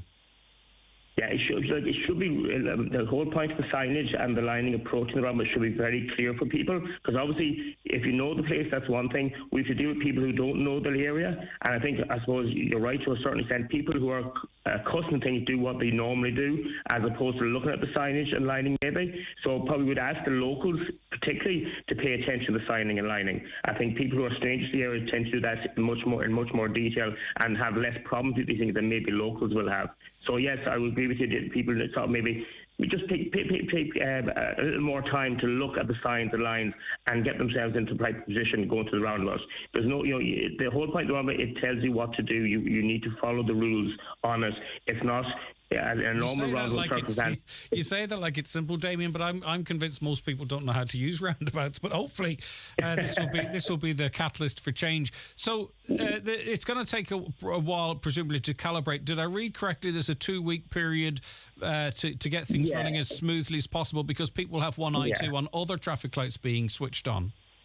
Absolutely. Look, I think the key thing here, first of all, is that they'll start putting it into operation tomorrow afternoon. They'll have a look and see how it operates first of all. That might run through peak hour or not, depending on how it's running. And we'll keep tweaking it then. The people who are installing the lights for us, the experts on this, will be there for a couple of weeks to ensure that, because they want to see how it's operating, how day and night. And then there's obviously up Friday, it'll be a big period. There'll be peak periods of flow as well to see how it's responding to that. The lights themselves, the sensors have to sort of somewhat calibrate and see they get into a sort of a routine with regard to the traffic volumes that are coming over them, and there may be sensors maybe in the wrong place to pick up traffic flows, so we may have to adjust that as well. So it's going to be an iterative process over the next 4 to 6 weeks, longer if need be, to make sure they get optimum usage out of them, make sure they're working the best for the public. Yeah, because when it's really, really busy, you'll get calls to programs like this saying, well, where are the guards directing traffic? This is really permanent traffic management. This is really what a lot of the public are asking for, that hope that you will get out, that other motorists are going to be stopped to eventually allow you out. So we shouldn't then, because it's important to manage expectations, and I'm conscious that you're on now and you might not be on when people text in. This is not necessarily about all of a sudden, everyone gets to work or school or wherever 10 minutes quicker. This is about the management of the traffic is there to get it to move as freely as possible and to let people know that they are going to get out of junctions. Yes, that is essential. That's it in a nutshell. And it's first part of the process. Look, we'd hope with all our other products, including the 10T, that those other traffic volume issues can be improved as we go forward. But we have to deal with what we have there at the moment, and I think this is an important first step. And look, it's lights. Important people, you stop when you see the red. As long as we don't have people obeying the rules of the road and being considerate to other motorists who may be in the wrong lane and things that starting off. I think that's important, and people generally are fairly good that way, I think. And correct me if I'm wrong, and I think this is an important element of this, Damien. People up until now would be driving up towards the yields line, so to speak. You're going to be stopped much further back than that now. So I think that's where people might get a little bit confused, or there could be some teething problems, because instinctively you drive up to that line. Now you are back and you're instructed by the lights as to when to go. Yes, absolutely. It's the lights are the key position that you have to look for. And I think that's important for people. I think, in fairness, look, I know people in Donegal may not see lights that much, but they see them when they go to Derry. You have them in Sligo a lot, so there should be no reason. I think the overhead lights are a good thing as well, to give you an idea where your lane is. I mean, there's plenty of signs there. So, that's the worry at the start, that people may miss it or go back to their old habits of stopping where they shouldn't do. But look, I think there'll be enough people out there to ensure that doesn't happen, and we'll try and hopefully there won't be any incidents. I mean, I can imagine there might be a few rear-end jumps starting off, potentially people braking and doing the wrong thing. We'll just have to manage that as best we can. Okay, and just one other thing, not looking to pick problems, but say, for instance, you get a 40-footer that is stopped in the middle of the roundabout, you know, with the lights that are actually on the roundabout, so to speak. Is that roundabout big enough that allows other traffic to navigate the roundabout in the lanes that they can progress in, or have you any concern that the large vehicles...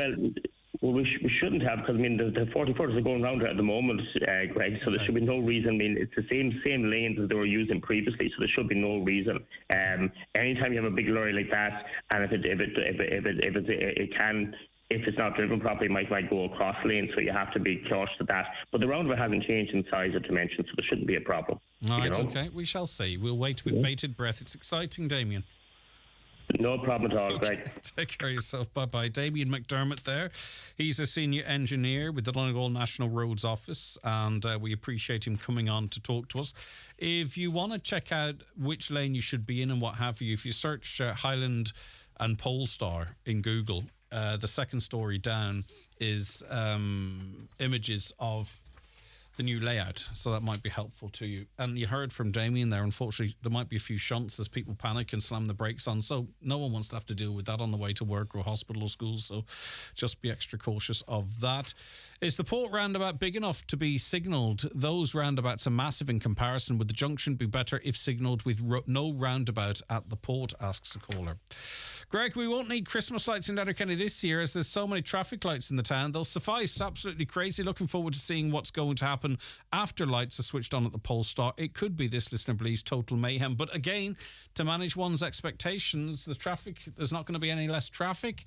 I think it's going to be, we are creatures of habit, and when we leave the house, for some, they might be able to leave a little later. For others, they might have to leave a little earlier. All the same cars, lorries, trucks, whatever they may be, all have to use those roads. This is about managing that. So we'll see. We'll see how it goes. I know you'll keep us updated. Watch the show live now on YouTube, Facebook, and at highlandradio.com. It's the Right Price Tiles and Wood Flooring biggest ever sale. Up to 50% off everything in store. All tiles, all wood flooring, all outdoor slabs, cladding and bathware. Everything slashed in price. This sale is not to be missed. Right Price Tiles and Wood Flooring biggest ever half-price sale extended until Sunday. It's a Wednesday, the hump of the week. You've been really good, so why not treat yourself by stopping off at Kelly's Diner? With loads of parking, you can take a seat and get served in a friendly, relaxed atmosphere. An all-day breakfast, some lunch, maybe just a sandwich. The menu is packed with tasty favourites. Brighten up your week with a stop off at the award-winning Kelly's Diner, Mountaintop, Letterkenny. Tá séisiúr an lúling, agus cégur féidir le duine bit an flua all, déadach sé a bheith ina hinnas trom chúiseach de leanaí. Scapan vírus an lú go héasca ó gine go duine. Sin é an fá gur féidir le leanaí idir 2 agus 2 vaccine flu a oil séir an asca inis. Tugtar é trí spray sróine agus cuireann sé cosant thóálta agus éfachtach ón bhlú ar fáil. Mar sin ná bhíoh ein bhfuil ort. Cur cuine séir an asca in áire le de gugtar tailig nó le de chogaseoir agus cosant de chailig ón bhlú. Tile ólis ar hsc.ie. For the biggest names in perfumes and aftershaves, visit McGee's Chemist Letterkenny. Dior, Armani, and Hugo Boss. Victor and Rolf, Marc Jacobs, and Lancôme. Also Gucci, Yves Saint Laurent, Prada, and many more. From timeless classics to celebrity favorites, there's a perfume or aftershave for everyone at McGee's Chemist Letterkenny and online at mcgees.ie. Check out Sister Sarah's, the ultimate gastropub experience in Letterkenny, with a fresh, exciting new menu. Why not celebrate your special occasion in one of our 3 private function rooms? You can catch all the live sport on our 12 screens daily, with some of the best live music and entertainment in the Northwest every weekend. In Sister Sarah's, serving food you'll love from Wednesday to Sunday. Santa's elves, listen up. If a kid's playhouse is on your little one's wish list this Christmas, Dealside Garden Furniture has you covered. Explore our range in various colours and sizes, including the Dreamy Barbie Dreamhouse Pink. Orders close on December 2nd. Find us on social media, Dealside Garden Furniture, or call 087 11 24 766. Hi, Kate Appleby here. Just wanted to let you all know my exciting new autumn shoe collection is available nationwide in all good shoe stores. kateappleby.com. Hope you enjoy my shoes. Right. The need for foster parents is at an all-time high due to the increased demands of children's needs. That's the warning from TUSLA. It's launched its National Fostering Week today. Ireland is one of the world leaders in foster care, with almost 4,000 foster carers opening their homes to over 5,000 children, amongst them Rosie, who joins us on the programme now. Hi, Rosie. Good morning, Greg. How are you getting on? Oh, not too bad. Not too bad. I'd be better looking after the kids than I'll be at this interview. But Well, I'll not let you keep you too long, because it's important, Rosie. You've been fostering now for over 30 years, haven't you? Why would you encourage others to do so? It's very rewarding work. It's hard to explain. We started fostering over 30 years ago. We've had 46 fabulous children come through our doors, and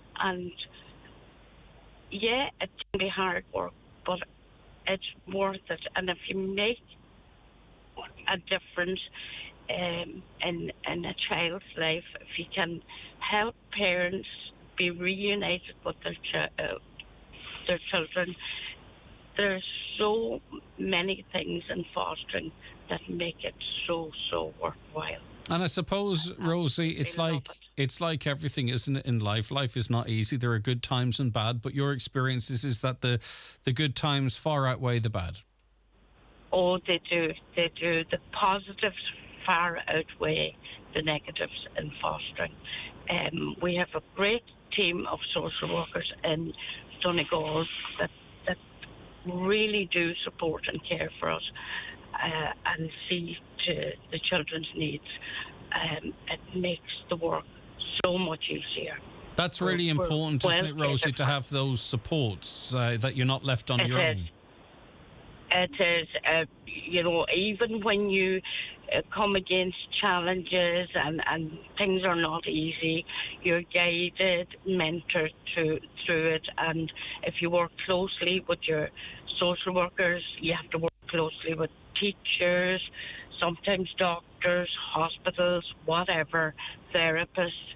You will get through it, and every day is a learning day. Every day is a school day in fostering.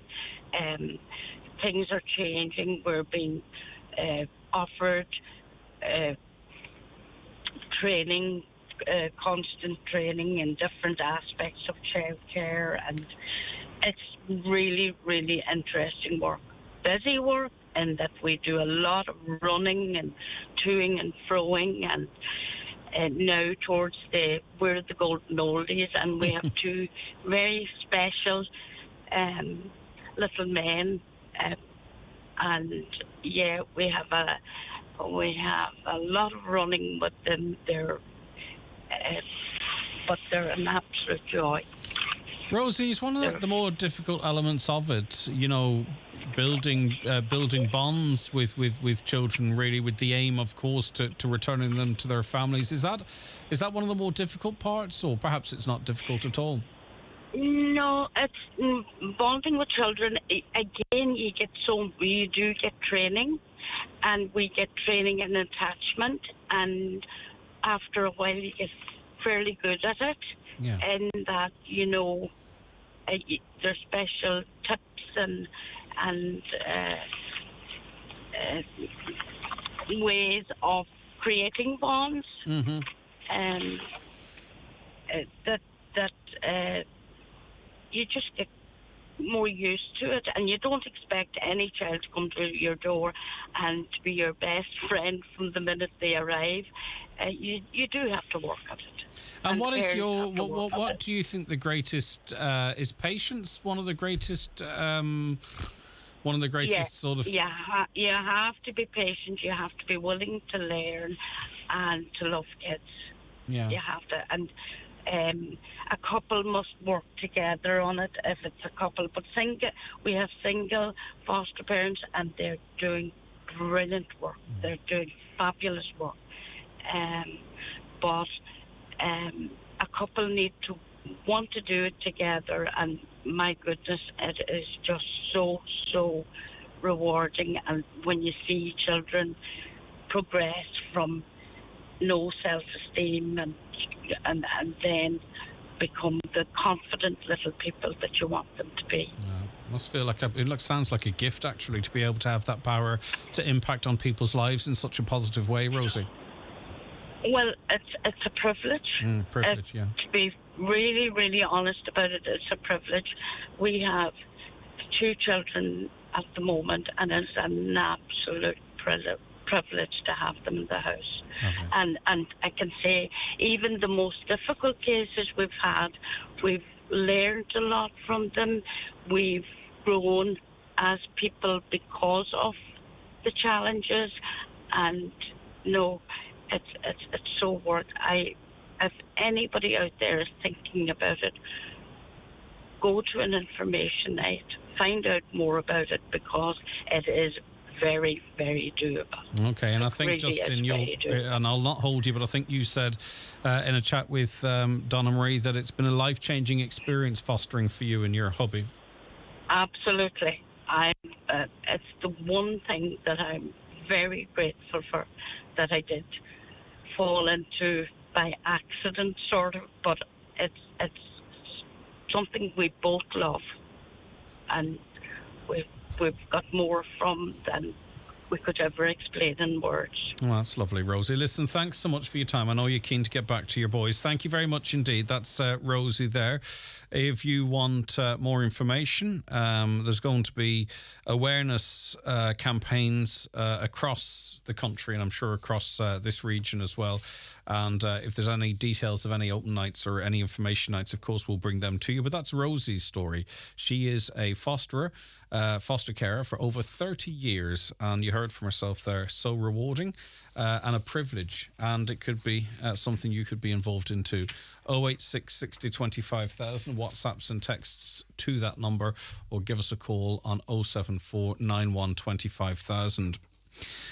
What a disaster the traffic was on Saturday. Part of the town was shut down, of course, for a show.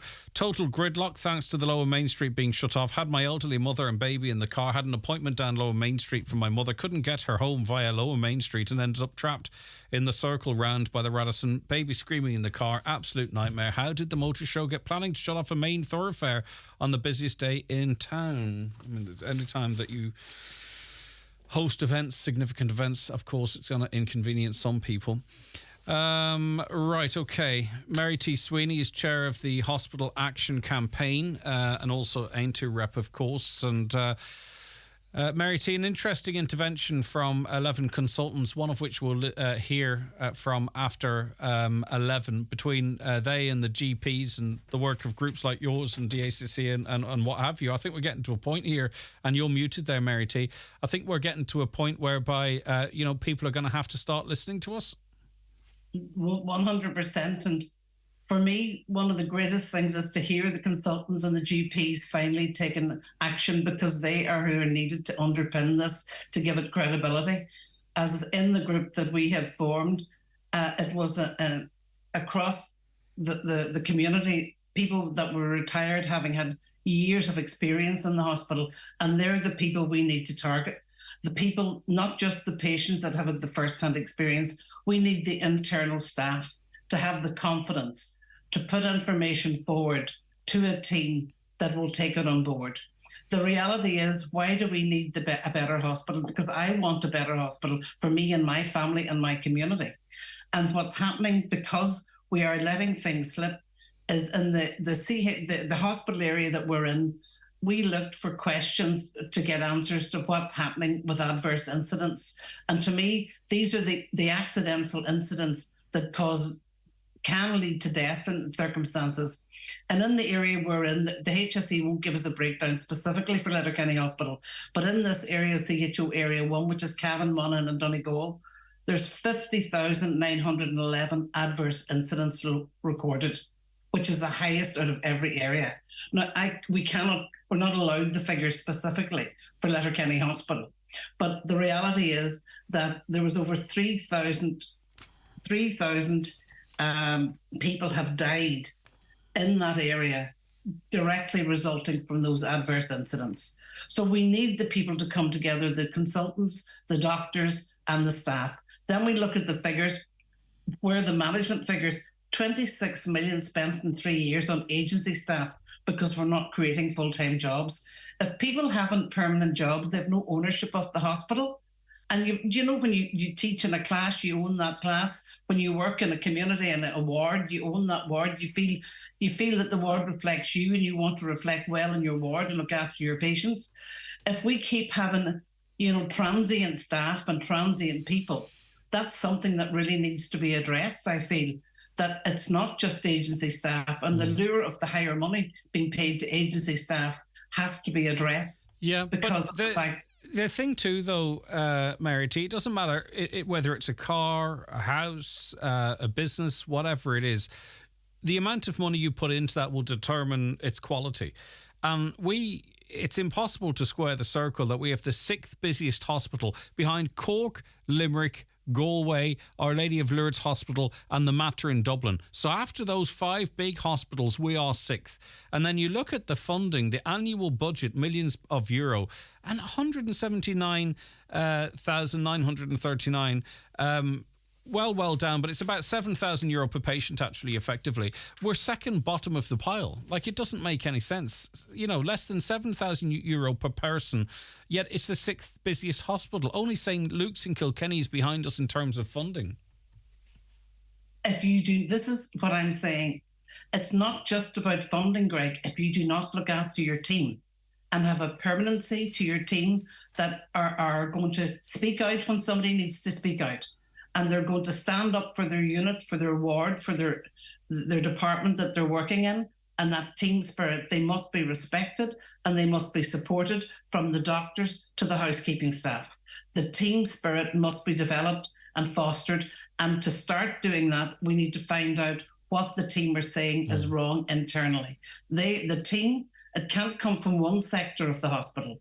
Internally, and there's structures from external structures that need to be addressed. We need to address the fact, is a teaching hospital the best way for us to go? Has that impacted on us? Is it because there's so many transient staff? Should that be reviewed and how it's delivered? You know, any organisation should have an external review and audit. We had a review and audit planned. The Scottish team were to come over. That never happened, Greg. We need independence in this. We need somebody coming in with experience to come in and talk openly, and we must have a very secure whistleblowers in that sense, that they can talk frankly and honestly to a team coming in that need to examine from the inside out, not from the outside in. One thing that's worrying in terms of getting information out is that we're actually going backwards, because most people not be aware, as part of the new consultants contract, they're forbidden from speaking out publicly. You know, so we've had, I don't know if you'd necessarily label them as whistleblowers in the sense that you've mentioned, but we've actually been lucky in that we've had consultants that would speak out, that would shine a light on the situation. Now, going forward, if they've signed this new consultants contract, that would actually be a breach of their contract. So why are they trying to shut them up?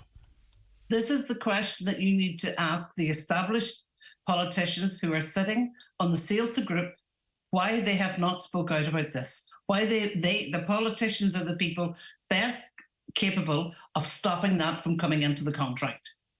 That's a backward step, in my opinion. It takes an awful lot to get consultants to speak out, as you know, Greg. And many's the time I've heard them myself on your show, and I think they're extremely brave to do that. But we do need expertise, and we do need that ability that people internally can speak out, that you don't have to go to a journalist or a politician out the back door. There should be we need a complete review from the inside out of what's going on here. And it's not a matter of pointing fingers at a person individually. I'm not looking to name and shame or anybody in any department or ward or across the hospital group. But if we don't start being realistic about this, we're never going to fix it. And all we're doing is throwing good money after bad. And it's just the services is getting weaker and weaker, you know. Yeah, okay. We'll see where we go from here. Thank you very much for your time this morning. I do appreciate it. We just want to say we want to back the doctors and the consultants. Mm-hmm. We'd be delighted to get the opportunity to work with them. And one of the other figures that it's frightening to mention is the amount of the millions that are spent in the adverse cases that are coming out through the hospital. And it's those adverse incidents where people are actually ending up dying, and the millions that are being spent on those cases. 2.4 billion has been spent in the last 5 years on adverse cases. Well, there's another story in that, because much of that money is actually spent trying to discourage and frustrate any claims against before often an agreement is reached on the steps of the courts. An awful lot of that money that didn't include the legal fees. Just 20% goes on top of that for legal fees. Right, okay. Scary stuff. Mary T, thanks very much indeed. Mary T Sweeney of Aintu, and also member of the chair of actually the Hospital Action Group. The HSE have released a response to our coverage. Letterkenny University Hospital, I can't read it all because it's incredibly long-winded. It's a very complex situation, so it's going to be long-winded. We'll reproduce this entire statement on our website, of course. Letterkenny University Hospital and the Cialta Group acknowledge the challenges facing the hospital and are taking all available steps to address these. The last 18 months has seen a very significant increase in demand to our services and infrastructure. The hospital has seen a 10% increase in ED attendance from January to August 2023 versus the same period in 2022. The hospital and group are working on a range of investments and development projects for LUH. We acknowledge that a number of our consultants have raised concerns in this regard, and we will continue to work with them to develop our capacity and enhance our services. An extension to the ED is being progressed in conjunction with the HSE estates. The development control plan for the site, which is currently being updated, will provide for the longer-term capacity requirements for the emergency department and will incorporate an enhanced medical assessment unit, surgical assessment unit, and a segregated paediatric emergency area. So if that is one of the calls that's being made, it'll incorporate an enhanced medical assessment unit and surgical assessment unit. LUH is also increasing staff within the ED. 3 new consultants have been appointed to the ED since June, one of whom has already joined the team. LUH has also secured approval for a further 8 nurses and a healthcare assistant for the emergency department. Cialta has undertaken a bed capacity analysis for its hospitals across the region. It's identified a bed capacity requirement of 91 additional beds at LUH by 2030. The development control plan for the hospital will address this need and will also address the requirement to replace multi-ward accommodation with single rooms. In the interim, bed capacity remains under continuous review. Work's underway across the group in LUH to address challenges to the radiology services, they say. A review of clinical workforce is already underway in LUH, and enhancements of the medical NCHD rotas and enhanced AMAU support for the medical rota, and it's getting a bit technical here. In the interim, the hospital continues to focus on existing processes to optimise patient length of stay. There's also significant work taking place to progress discharges and treat patients in the community. This work includes liaising with community-based healthcare professionals about delayed transfers of care from LUH and working with the community intervention teams, which apparently is, from previous conversations, is producing some results. Letterkenny University Hospital is working closely with both community healthcare organisations and the National Ambulance Service to ensure all available care options are utilised and patients are directed to and provided with the proper care pathway. And as I say, it goes into many pages. The frailty at the front door service is also in place in the ED. This team assesses patients over the age of 75 with the aim to identify patients in need of frailty support and other assessments. Has anyone out there had the experience of the frailty at the front door service? Because I'm hearing from over 75s who are sitting for 12 hours. Let us know if you found that. And as I say, it goes on and on and on. Incredibly complex document. And I don't know. I'll have to go through it off air. I'm not sure if it's alphabet soup or if it's addressing the concerns of consultants. We might forward that on to the consultants just before we speak to them a little later on to see if that's addressing directly any of the concerns that they may have. Okay. Want to live a more sustainable lifestyle, but not too sure how to start? Join me, Donna Marie Doherty, every Tuesday at 12:30 for It's Ours to Protect to learn all the tips and tricks. Ours to Protect is funded by Commission Limon with a television licence fee and is a partnership between Highland Radio and the Independent Broadcasters of Ireland. Check out ourstoprotect.ie for more info. The new Corolla Hybrid Electric range is here, and the Corolla Cross SUV is the latest addition to the iconic family. Spacious and beautifully designed, it's perfect for growing families everywhere. And it's available to order now at Kelly's Toyota Letterkenny and Mount Charles. With exceptional electric drive time and no plugging in, the next generation is ready to take over. See the new Corolla Cross today at Kelly's Toyota Letterkenny and Mount Charles. Toyota, built for a better world. Terms and conditions apply. Are you making the most of your smart meter? With the Smart Everyday plan from SSE Airtricity, you can enjoy benefits like an hourly overview of your energy consumption, a simple flat 24-hour rate, and an end to estimated electricity bills. Switch to SSE Airtricity today and you'll get up to 20% off selected plans. Simply go to ssceairtricity.com to take advantage of this exclusive online offer. SSE Airtricity. This is Generation Green. EAB €1,862.05. Exclusive online offer. Rates valid from the 1st to the 10/22. For details on T's and C's, rates, exit fees, standing charges and renewable energy, see ssceairtricity.com. Shortcut your way to delicious dinners with Dunstore's Cook at Home range. Our sweet chili Irish sirloin just needs a quick stir fry. The spicy piri piri half chicken is ready to roast. And hearty tomato and basil Irish meatballs go straight in the oven. Easy, delicious, and you can mix and match any two for €10. Plus, with our 5 of 25 grocery voucher, you save even more. Dunnes Stores, always better value. Terms and conditions apply. Voucher can be used on next in-store grocery shop of €25 or more. At CarZone, we're serious about buying and selling cars. We know nothing about garden furniture, gym equipment, or guinea pigs, but if you want a car, we're your people. We're Ireland's trusted motoring marketplace with the quality cars, advice and tools to help you make the right purchase. Carzone.ie, a serious site for serious buyers. Highland Radio weather updates with Ireland West Airport, where you can now fly daily to London Heathrow with Aer Lingus and connect via Heathrow to over 80 destinations worldwide, including Boston, New York and more. Today, mostly dry with sunny spells and just isolated showers. Cool with highest temperatures of 10 to 12 degrees. Winds light to moderate. Audrey's with us. Audrey, I'm sorry for holding you that long. Good morning to you. Good morning. How are you? I'm okay, Audrey. What was your experience of the health service? Well, I'm currently on the way to Dublin to attend the Mater Private for cardiac care because I got misdiagnosed in Letterkenny on multiple occasions and didn't get the care or support that I needed, so I have to commute. I live 2 miles from Letterkenny Hospital, so I drove past the hospital this morning. So last September I wasn't feeling well. I went to my doctor. I was experiencing palpitations, dizziness, fainting episodes. Went over to my doctor and she acted fast. My heart rate was down in the 30s. Quite low. Wow. She wanted an ambulance call straight away to get me over to Letterkenny General to have cardiac review carried out. And when I got there, I was told that there was no cardiac team. The no consultant. The consultant was on, I think, on annual leave, but there was no consultant in place to cover his leave.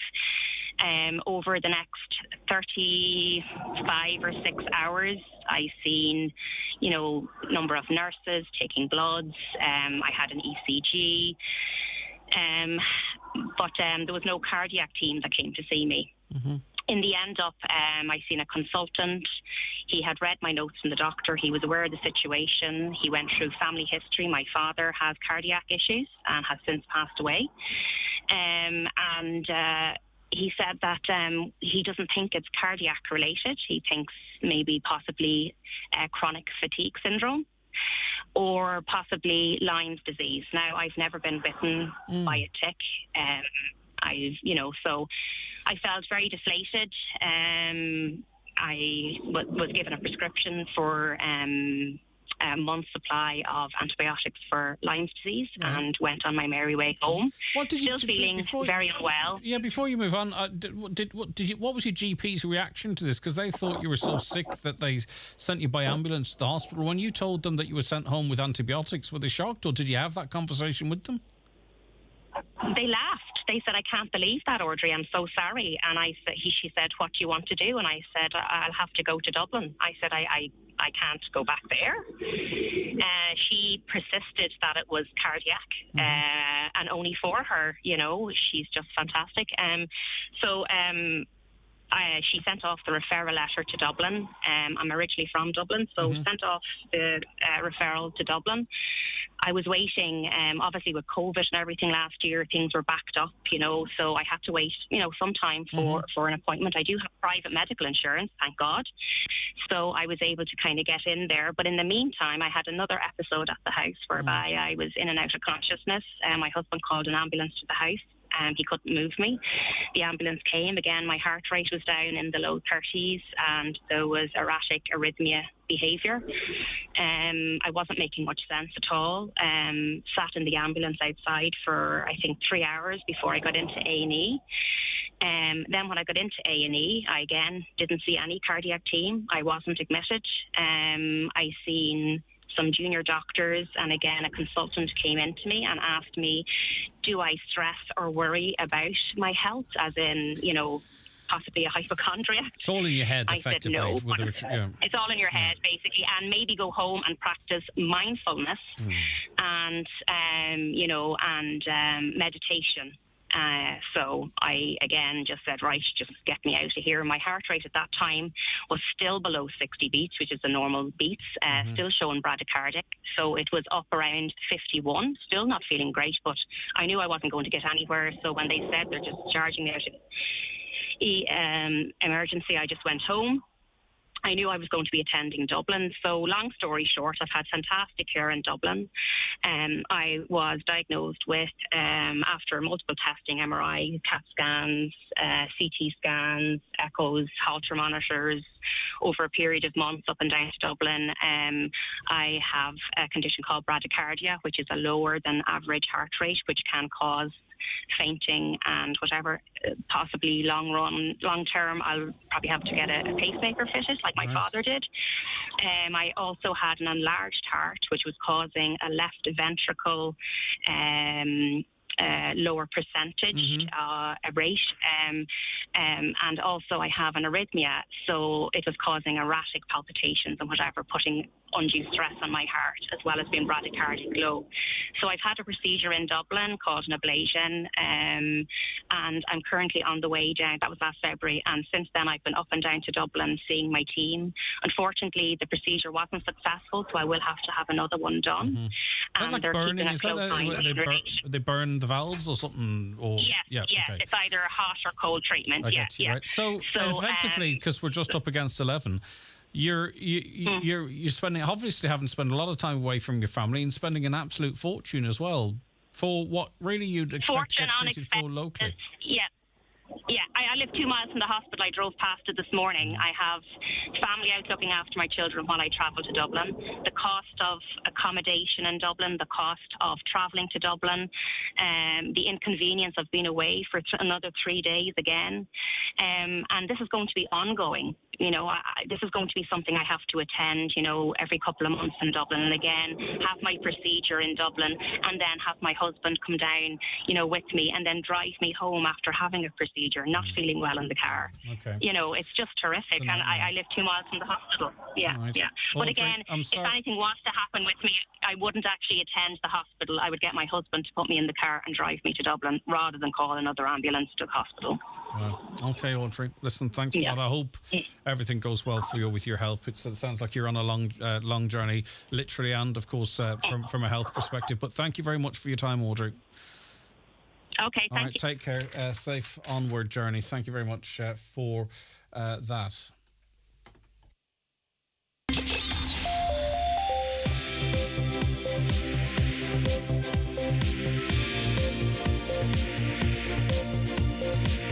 With all the stories that matter across the Northwest, It's Greg Hughes on the 9 to noon show on Highland Radio.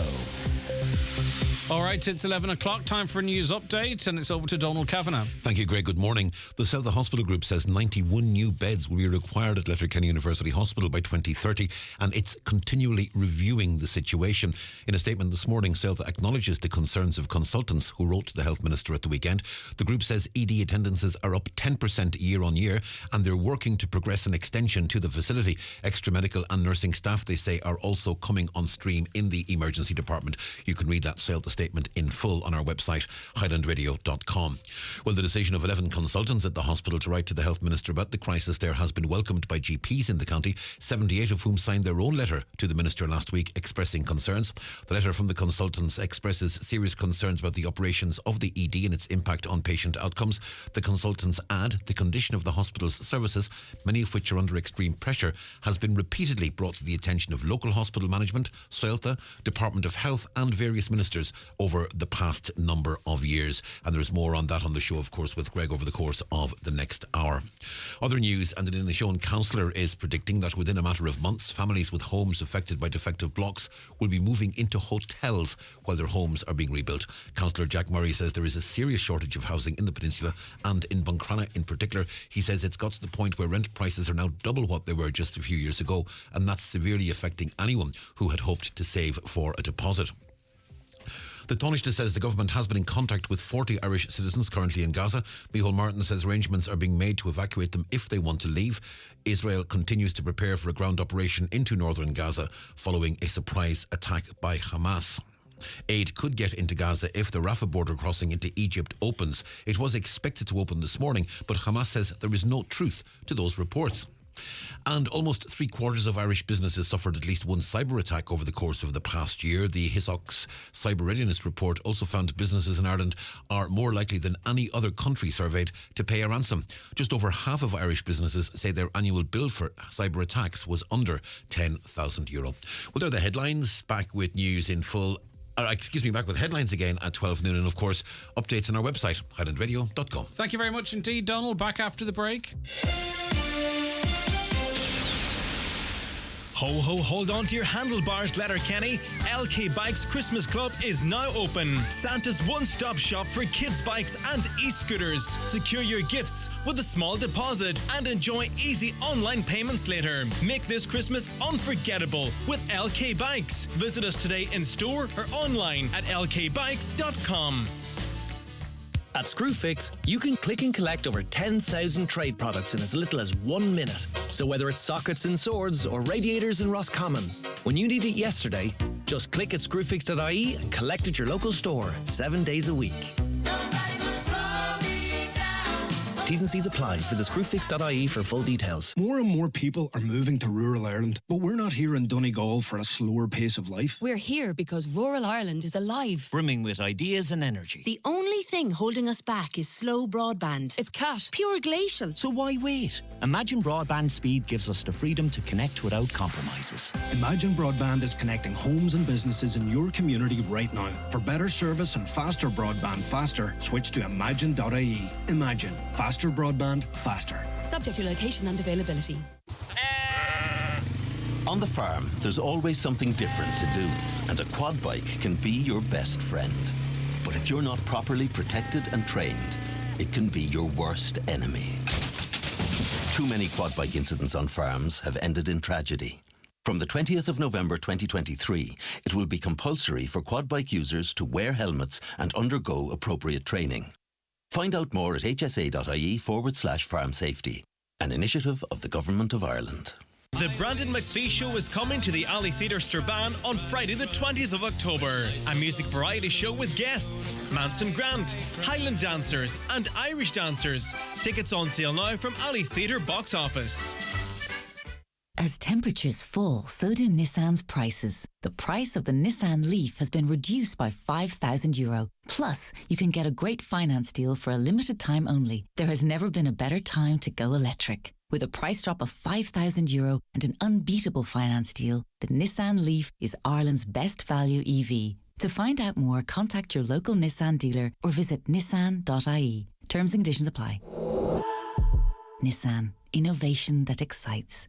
Since time immemorial, people all over Ireland have been settling for less at lunchtime. And every day, thousands of you make do with disappointing dishes and sad sandwiches. Well, that ends now.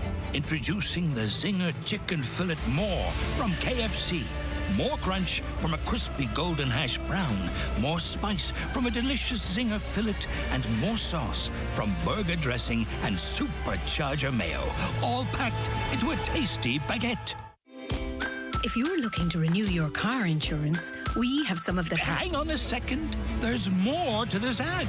I forgot to mention the cheese. That's the limited edition Zinger Chicken Fillet More, a delicious baguette with a Zinger fillet, hash brown, cheese, burger dressing, and supercharger mayo, exclusively at KFC. And lettuce. It also has lettuce.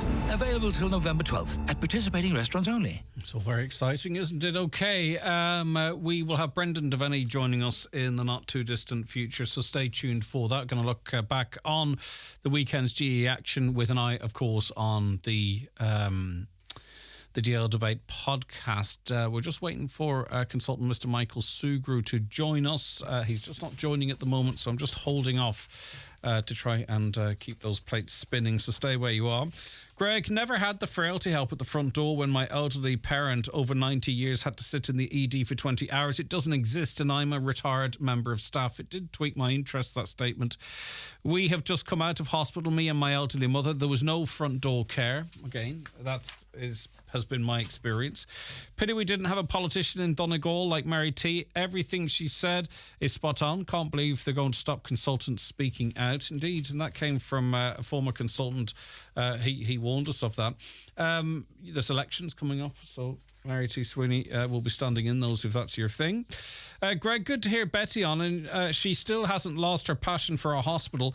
Brings back the memories of when we brought an estimated 15,000 people onto the streets, and RTE reported it as 6,000.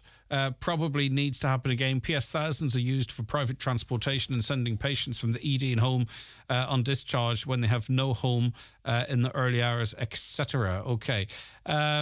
We will go to Michael Sugar. He might have been... we'll come back to him a little later on because, as I say, they're all incredibly busy, aren't they?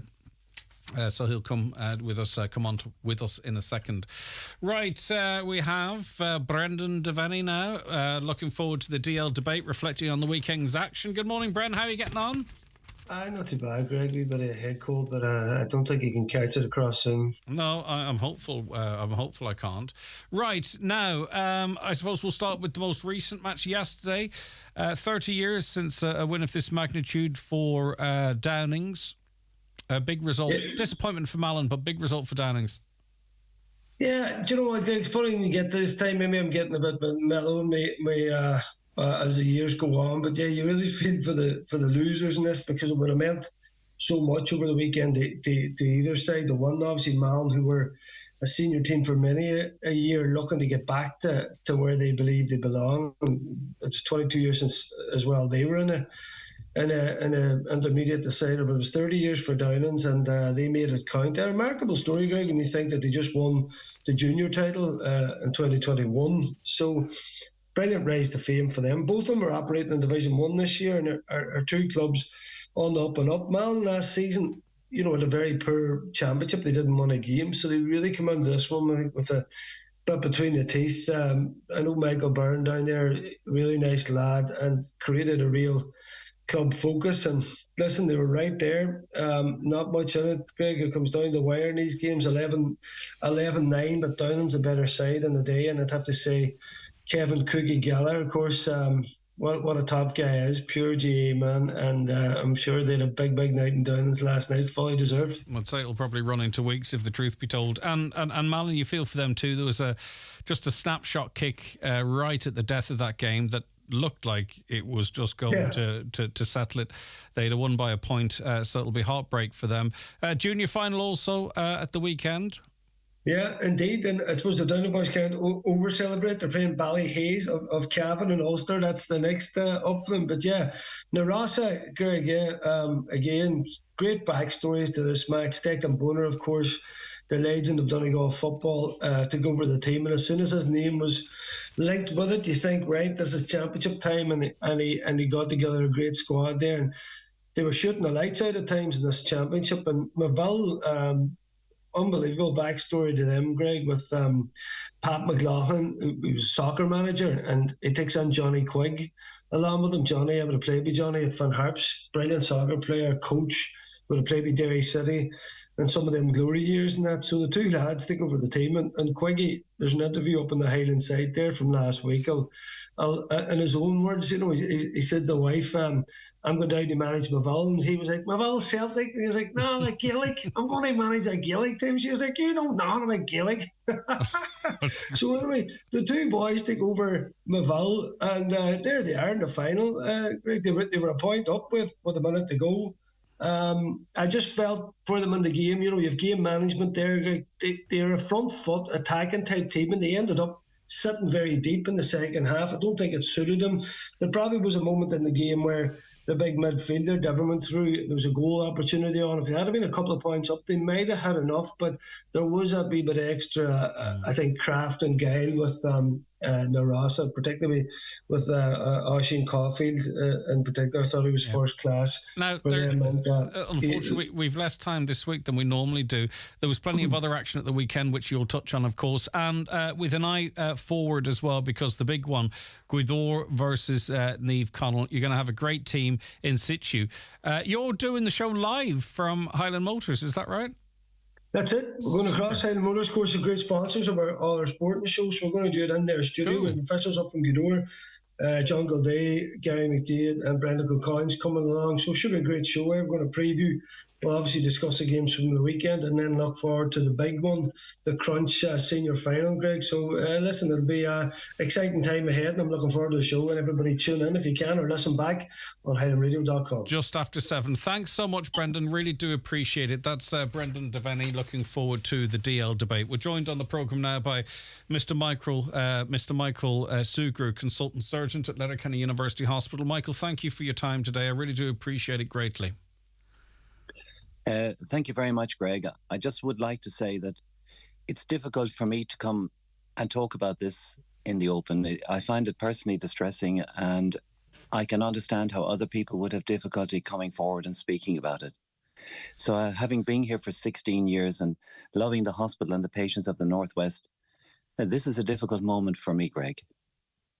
We appreciate it, and I can understand exactly why you might feel like that. But why now then? Why did it? What point have we come to that you and 10 of your colleagues, from within the hospital, have had to issue this public letter, this public statement of great significance? Well, we've been thinking about this for some time. A lot of thought has gone into this and discussion and wondering, can we improve the situation? But the sad thing is for the patients, we're here to try and improve patient care. The sad thing for the patients of the Northwest currently is that their access to patient care is difficult. The problems are starting in the emergency department, but continue throughout the spectrum of the hospital. The consultants who signed this are very senior consultants. Our soul and heart is in the Donegal region, and we want our patients to get a fair deal. We want them treated in a timely fashion. We accept, Greg, that in the Northwest we can't have certain services because it's not possible. We're not asking for that.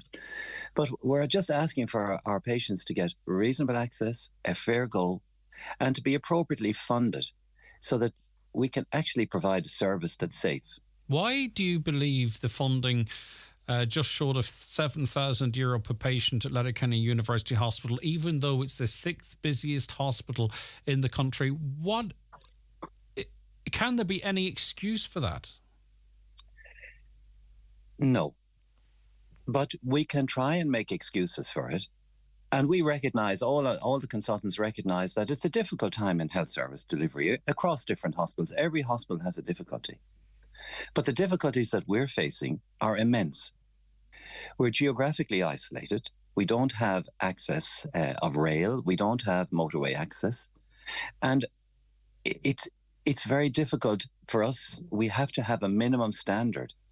So the reason the figures are so low for our funding is mind-boggling. We are the 6th busiest hospital in the country on inpatient data. So when people come and work here, they are just find it so challenging because our funding is basically the 14th rated funding. So this is not fair. It's not appropriate. And it's time. And this is why we followed up on the GP letter, because the GPs took a stance. 79 GPs said this is unacceptable. And now you have 11 senior consultants saying it's unacceptable. And there needs to be a mindset change to recognize that there is a problem. Until people recognize, and it's called open disclosure, there is a problem, and we're saying, along with our GP colleagues, and reinforcing what they've said, there is a problem. And working with that and realizing that there is a problem, then you can start making solutions. However, you may decide, I'm going to fudge the figures and say, okay, yes, St. James's Hospital is a level 4, so therefore their patients are going to get more money. And that's understandable, because some of the complexity is greater. But in black and white, it doesn't fit. Another signatory is Dr. Louise Moran, who's a consultant anaesthetist. I'm sure, good morning to you, Louise. Thank you for your time. You know, we heard from Mr. Sugrue, you know, the heartfelt upset really of having to have this conversation out in the open. Is that are those emotions that you share with Mr. Sugrue? Yeah, it is really difficult. I think if there was an easy solution, we would have solved the problem already.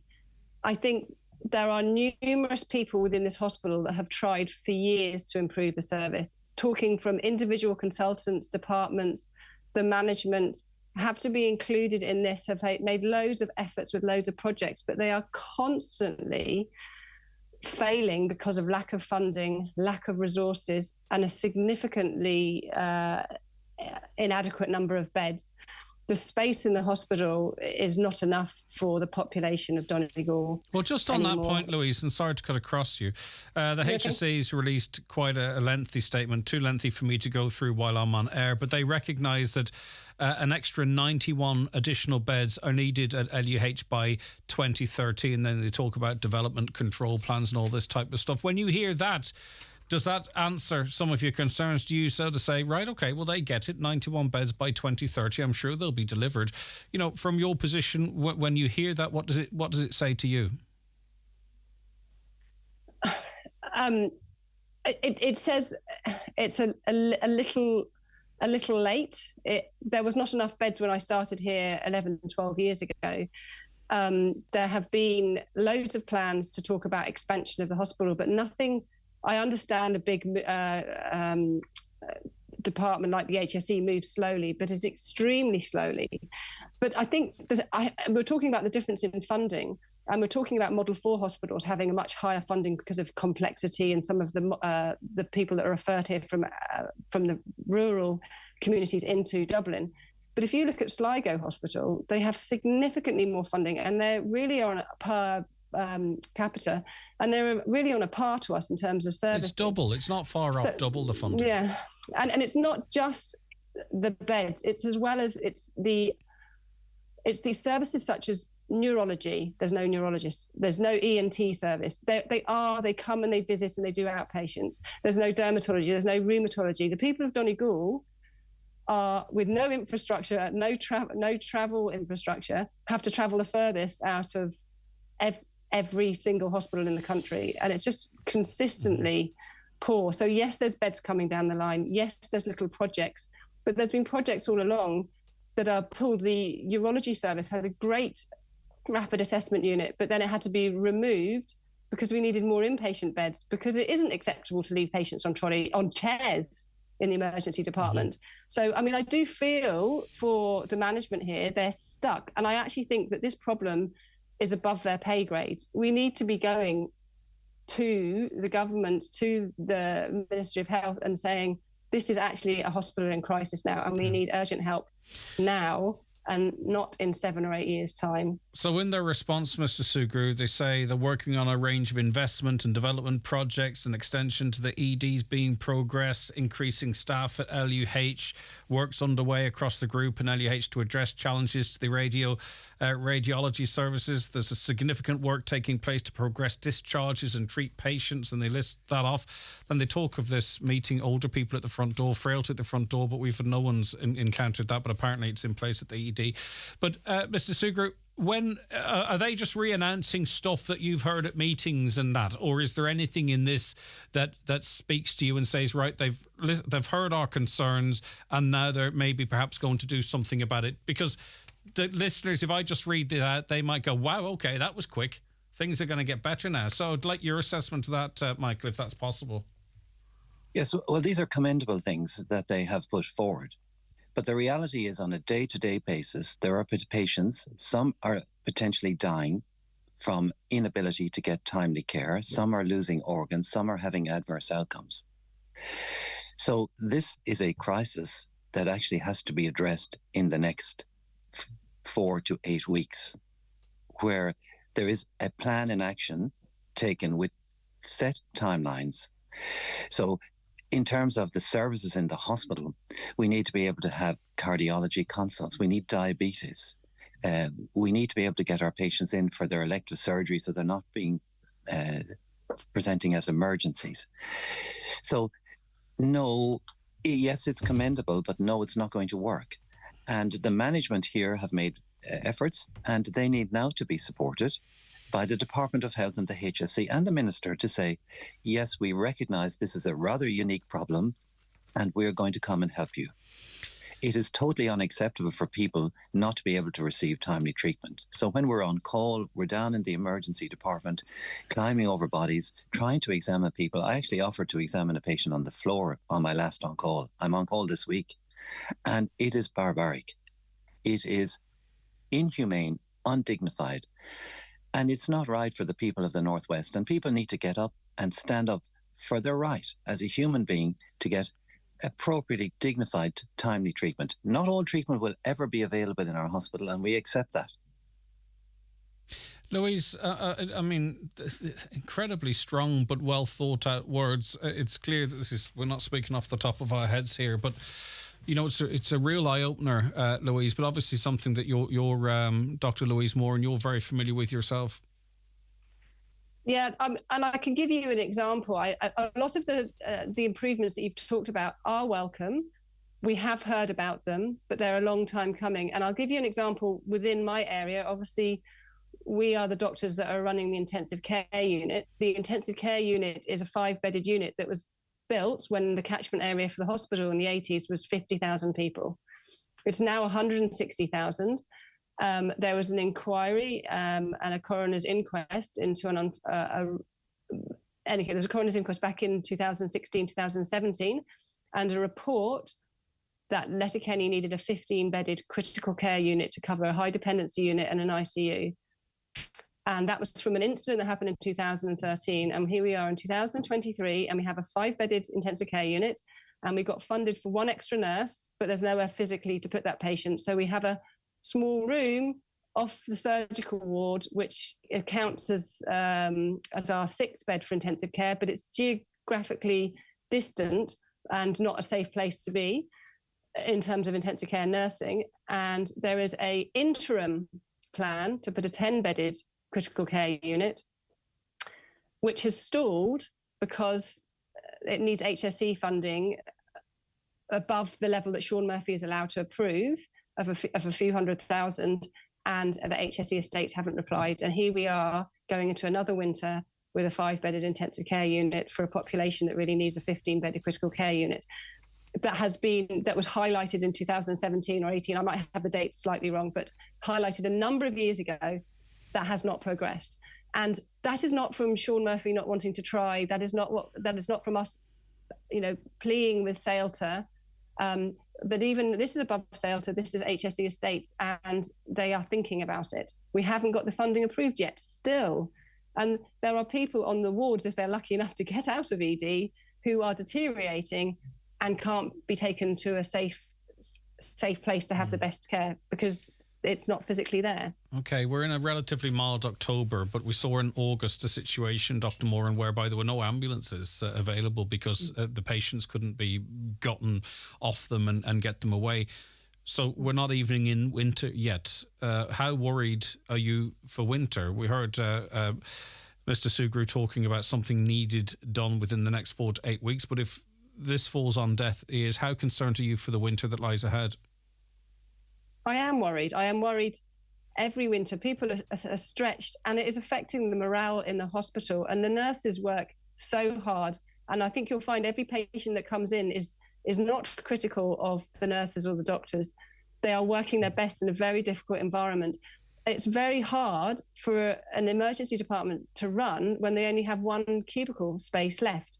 And then they have the corridors lined with patients sitting in chairs. And I think, I'm a slightly remote service because we only get called for the very sick patients in the emergency department, or maybe to go and help put a line in. But I have to walk past people to the resuscitation area, and I feel terrible walking past them to go to a very sick patient, and they're sitting lined up in chairs, elderly patients in their 70s and 80s on drips for over 24 hours in a row. And it's heartbreaking to see, and there's nothing that I can do. And it's unfortunately only going to get worse.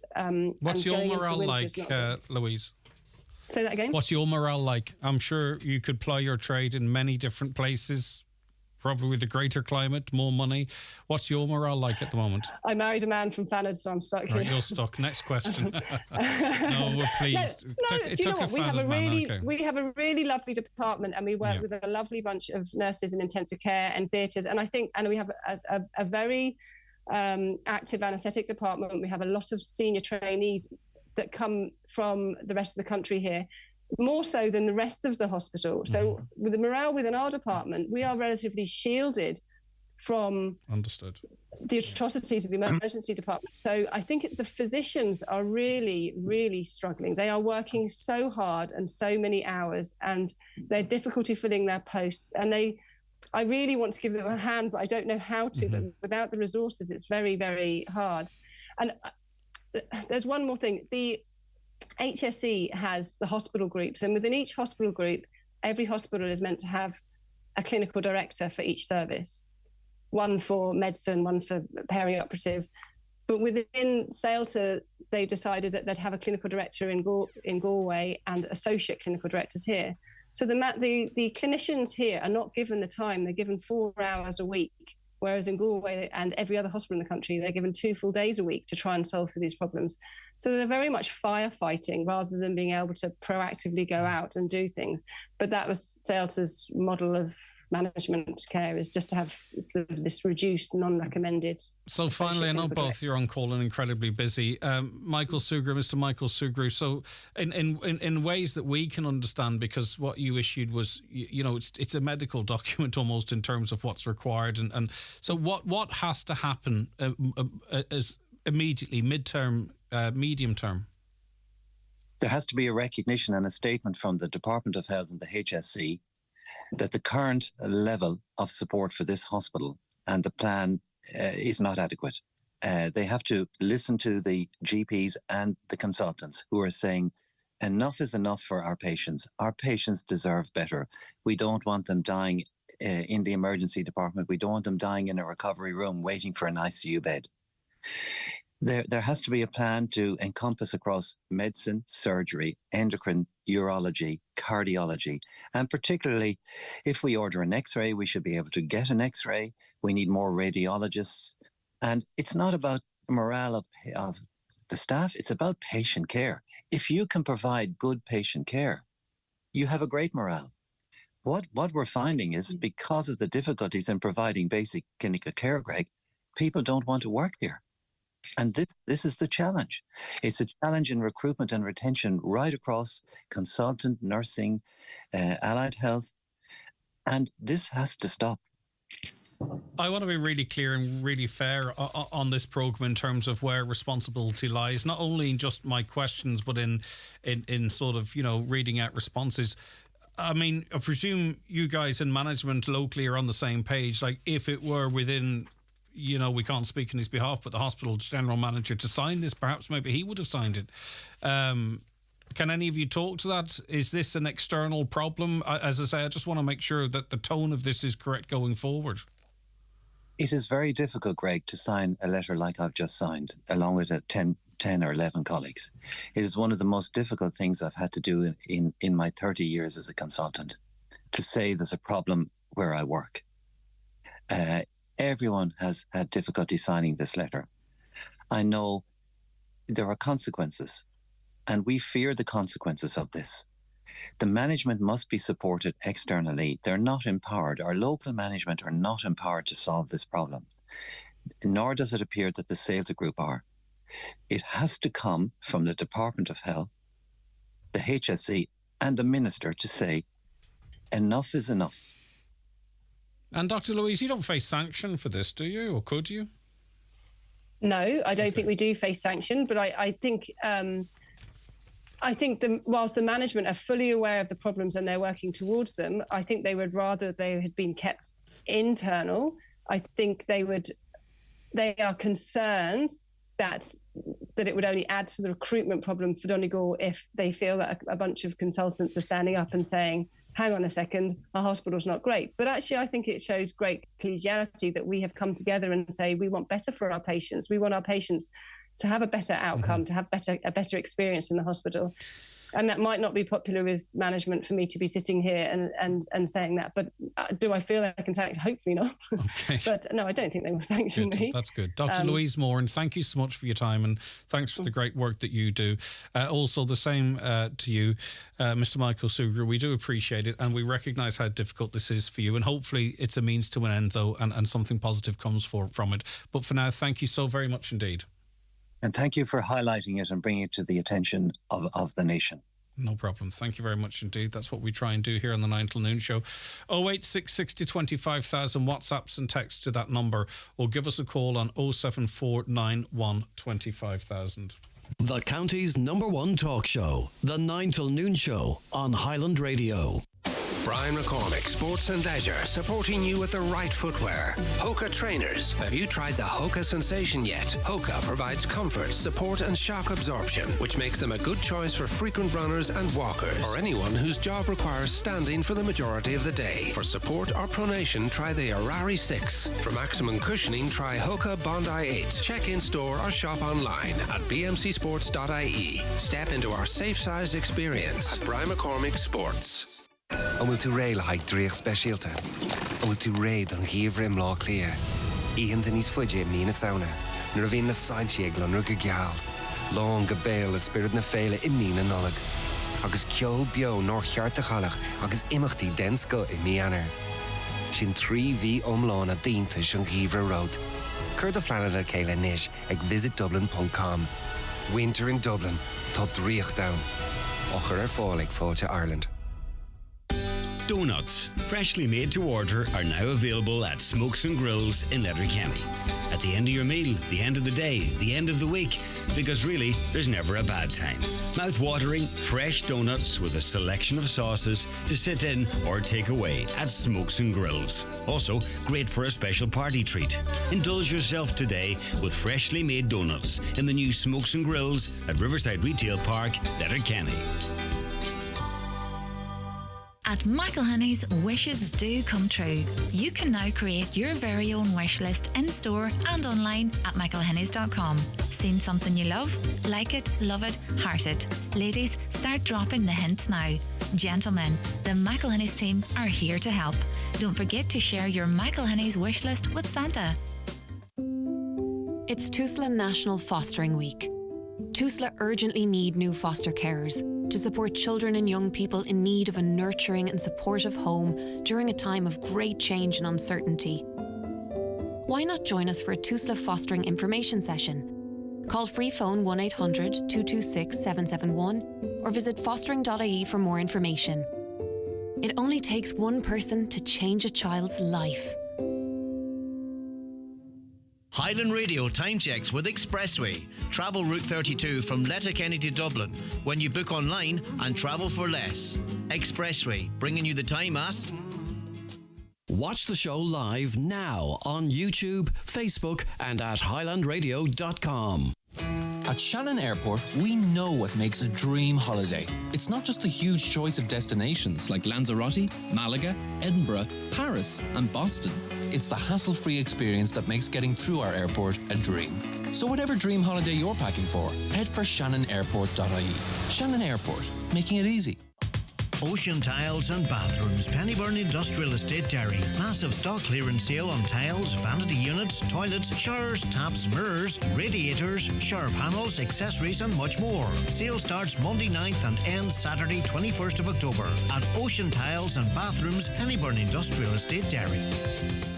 From the morning routines to cosy family moments, Grant has been bringing comfort to homes for over 45 years. With our biofuel-compatible condensing boilers, heat pumps and underfloor heating, you can trust Grant to heat your home now and into the future. Think heating, think Grant. Visit grant.ie. This is Peter Power from UNICEF with an emergency appeal for children affected by the crisis in Gaza. Right now, hundreds of thousands of children are in extreme danger. Innocent children have been killed, injured, and left homeless. Terrified children desperately need medical supplies, shelter, and clean water. UNICEF is on the ground in Gaza, but we urgently need your help. Please donate now at unicef.ie to support our work. Thank you. At ESB Networks, we're connecting Ireland to a clean electric future. And as part of the National Smart Metering Programme, we're now installing smart electricity meters in your area. Your new smart meter will reduce the need for estimated bills, help you to manage your electricity usage more efficiently, and enable you to access smart electricity products and services. We'll contact you before your meter is installed. Find out more at esbnetworks.ie/smartmeter. Renault. Exceed all your expectations. Renault Megane E-Tech 100% electric with 220 horsepower, up to 450 kilometres range, and an electric bonus. Renault will match the €3,500 government grant when you buy a new Megane E-Tech 100% electric. So save €7,000 on your new electric Megane today. Visit your local dealer to find out more. T's and C's apply. See Renault.ie. Now, there's a new book just published on the 12th of October. John Hume, The Persuader. Its author is Stephen Walker, and he joins us on the programme now. Stephen, thank you so very much for your time today. Nice to talk to you. Good to have you with us. A lot of work went into this, and I suppose it had to be, given the subject of the book. It had to get all of the skills that you've acquired over your career into this. Well, he's a big figure. He was a big figure in Irish history, a big figure in world history, and he led many lives. And I started to think about writing this book when John Hume died back in 2020. Obviously, as a journalist with the BBC over 30-odd years, I interviewed him in many places, in London, in Belfast, in Derry. I was well aware of his political career, but it was only when he died that I began to realize that there were many layers to John Hume. There was John Hume, the young man who was possibly going to be a priest. There was John Hume, the teacher. There was John Hume, the civil rights activist. There was even John Hume, the fish salesman, which I didn't know an awful lot about because he set up a smoked salmon cooperative in Derry. So there was a lot to look at, and I spent quite some time talking to friends and family, and particularly his family. And without the help and support of his family, this would be a much lesser book. And they have been very kind and patient to me, although I have to stress it is not an authorised biography. So you're absolutely right. There was an awful lot to look at. Yeah, and indeed, and over 100 odd interviews, many of them with John Hume himself, and some that had heretofore gone unpublished. Talk to me a little bit about that. Well, what's quite interesting about that is that the publishers who have published this are Gill Books down in Dublin, and they had tried to do a memoir with John Hume 20 years ago, back in 2002, 2003, and they commissioned a series of interviews. So when I was talking to the publishers about the possibility of publishing this book, they told me that they had these 25 unpublished interviews, and that if we worked together, then we could put those in the book. And that's exactly what they've done. He sat down with a local journalist called Frank Darcy, and over a period of time did a series of interviews. He was interviewed. John Hume's wife, Pat, was interviewed, and Pat Hume is a central figure in the story of John Hume, and she's a central figure in the book as well. And there was also an interview with John's brother, Patsy. So that's really nice that I'm able to bring new material to the table that we haven't seen before. Some of those you interviewed would have been critics of John Hume. How did you strike that balance there to sort of tell the whole story from different perspectives, but at the same time for it not to come across that you maybe went too far in trying to strike that, if that makes sense? Well, I suppose I used my BBC training and that I tried to encompass all views as best I could. I hope the book is balanced. I hope the book is fair, and the family are not expecting a hagiography. And I've made it very, very clear that this is not a hagiography. This is, neither is it, to use a tabloid term, a hatchet job. So I spoke to people within the party who were even critical of his party leadership. And there are people in the book that think John Hume was a brilliant political leader and a brilliant political strategist, but they have criticisms of the way that he ran the party. Likewise, there are others in other political parties who feel he should have done things differently. So there are people from the unionist community who have concerns about the way that John Hume said certain things. And so I'd like to think what I'm trying to present is a rounded figure. And John Hume was a complex man. We are all complex. Mm-hmm. None of us are perfect. We all have many faults and idiosyncrasies. And I hope I've been able to get across some of John Hume's particular idiosyncrasies. I mean, you've been covering politics for 30 plus years across Northern Ireland and would have been very familiar with John Hume. Obviously, you learned about perhaps him selling fish. That was something new. But outside of that, maybe more on a personal level, is there anything about Mr. Hume that you learned through this process that you're surprised you weren't aware of over the previous 30 years? Well, I think what struck me particularly was the level of networking that he did. His level of networking, which I was aware of, but I wasn't aware of to the extent of it. And over the years, he built up the most amazing network of contacts in Belfast, in Derry, in London, in Washington, and of course in Europe. And very early on, he realised that if there was to be a solution to the troubles of Northern Ireland, it could not be solved in Northern Ireland alone. The people of Northern Ireland needed help, and the politicians of Northern Ireland needed help. And you couldn't look at Northern Ireland in isolation. Mm-hmm. And I think once you start to study the way that John Hume handled himself politically, you get a great sense of the networking that he did. And that led to him having enormous influence. He reached a point in the peace process, particularly when the Americans were involved. And obviously the UK government would look at the Americans, and the Americans would often say, let's just pause.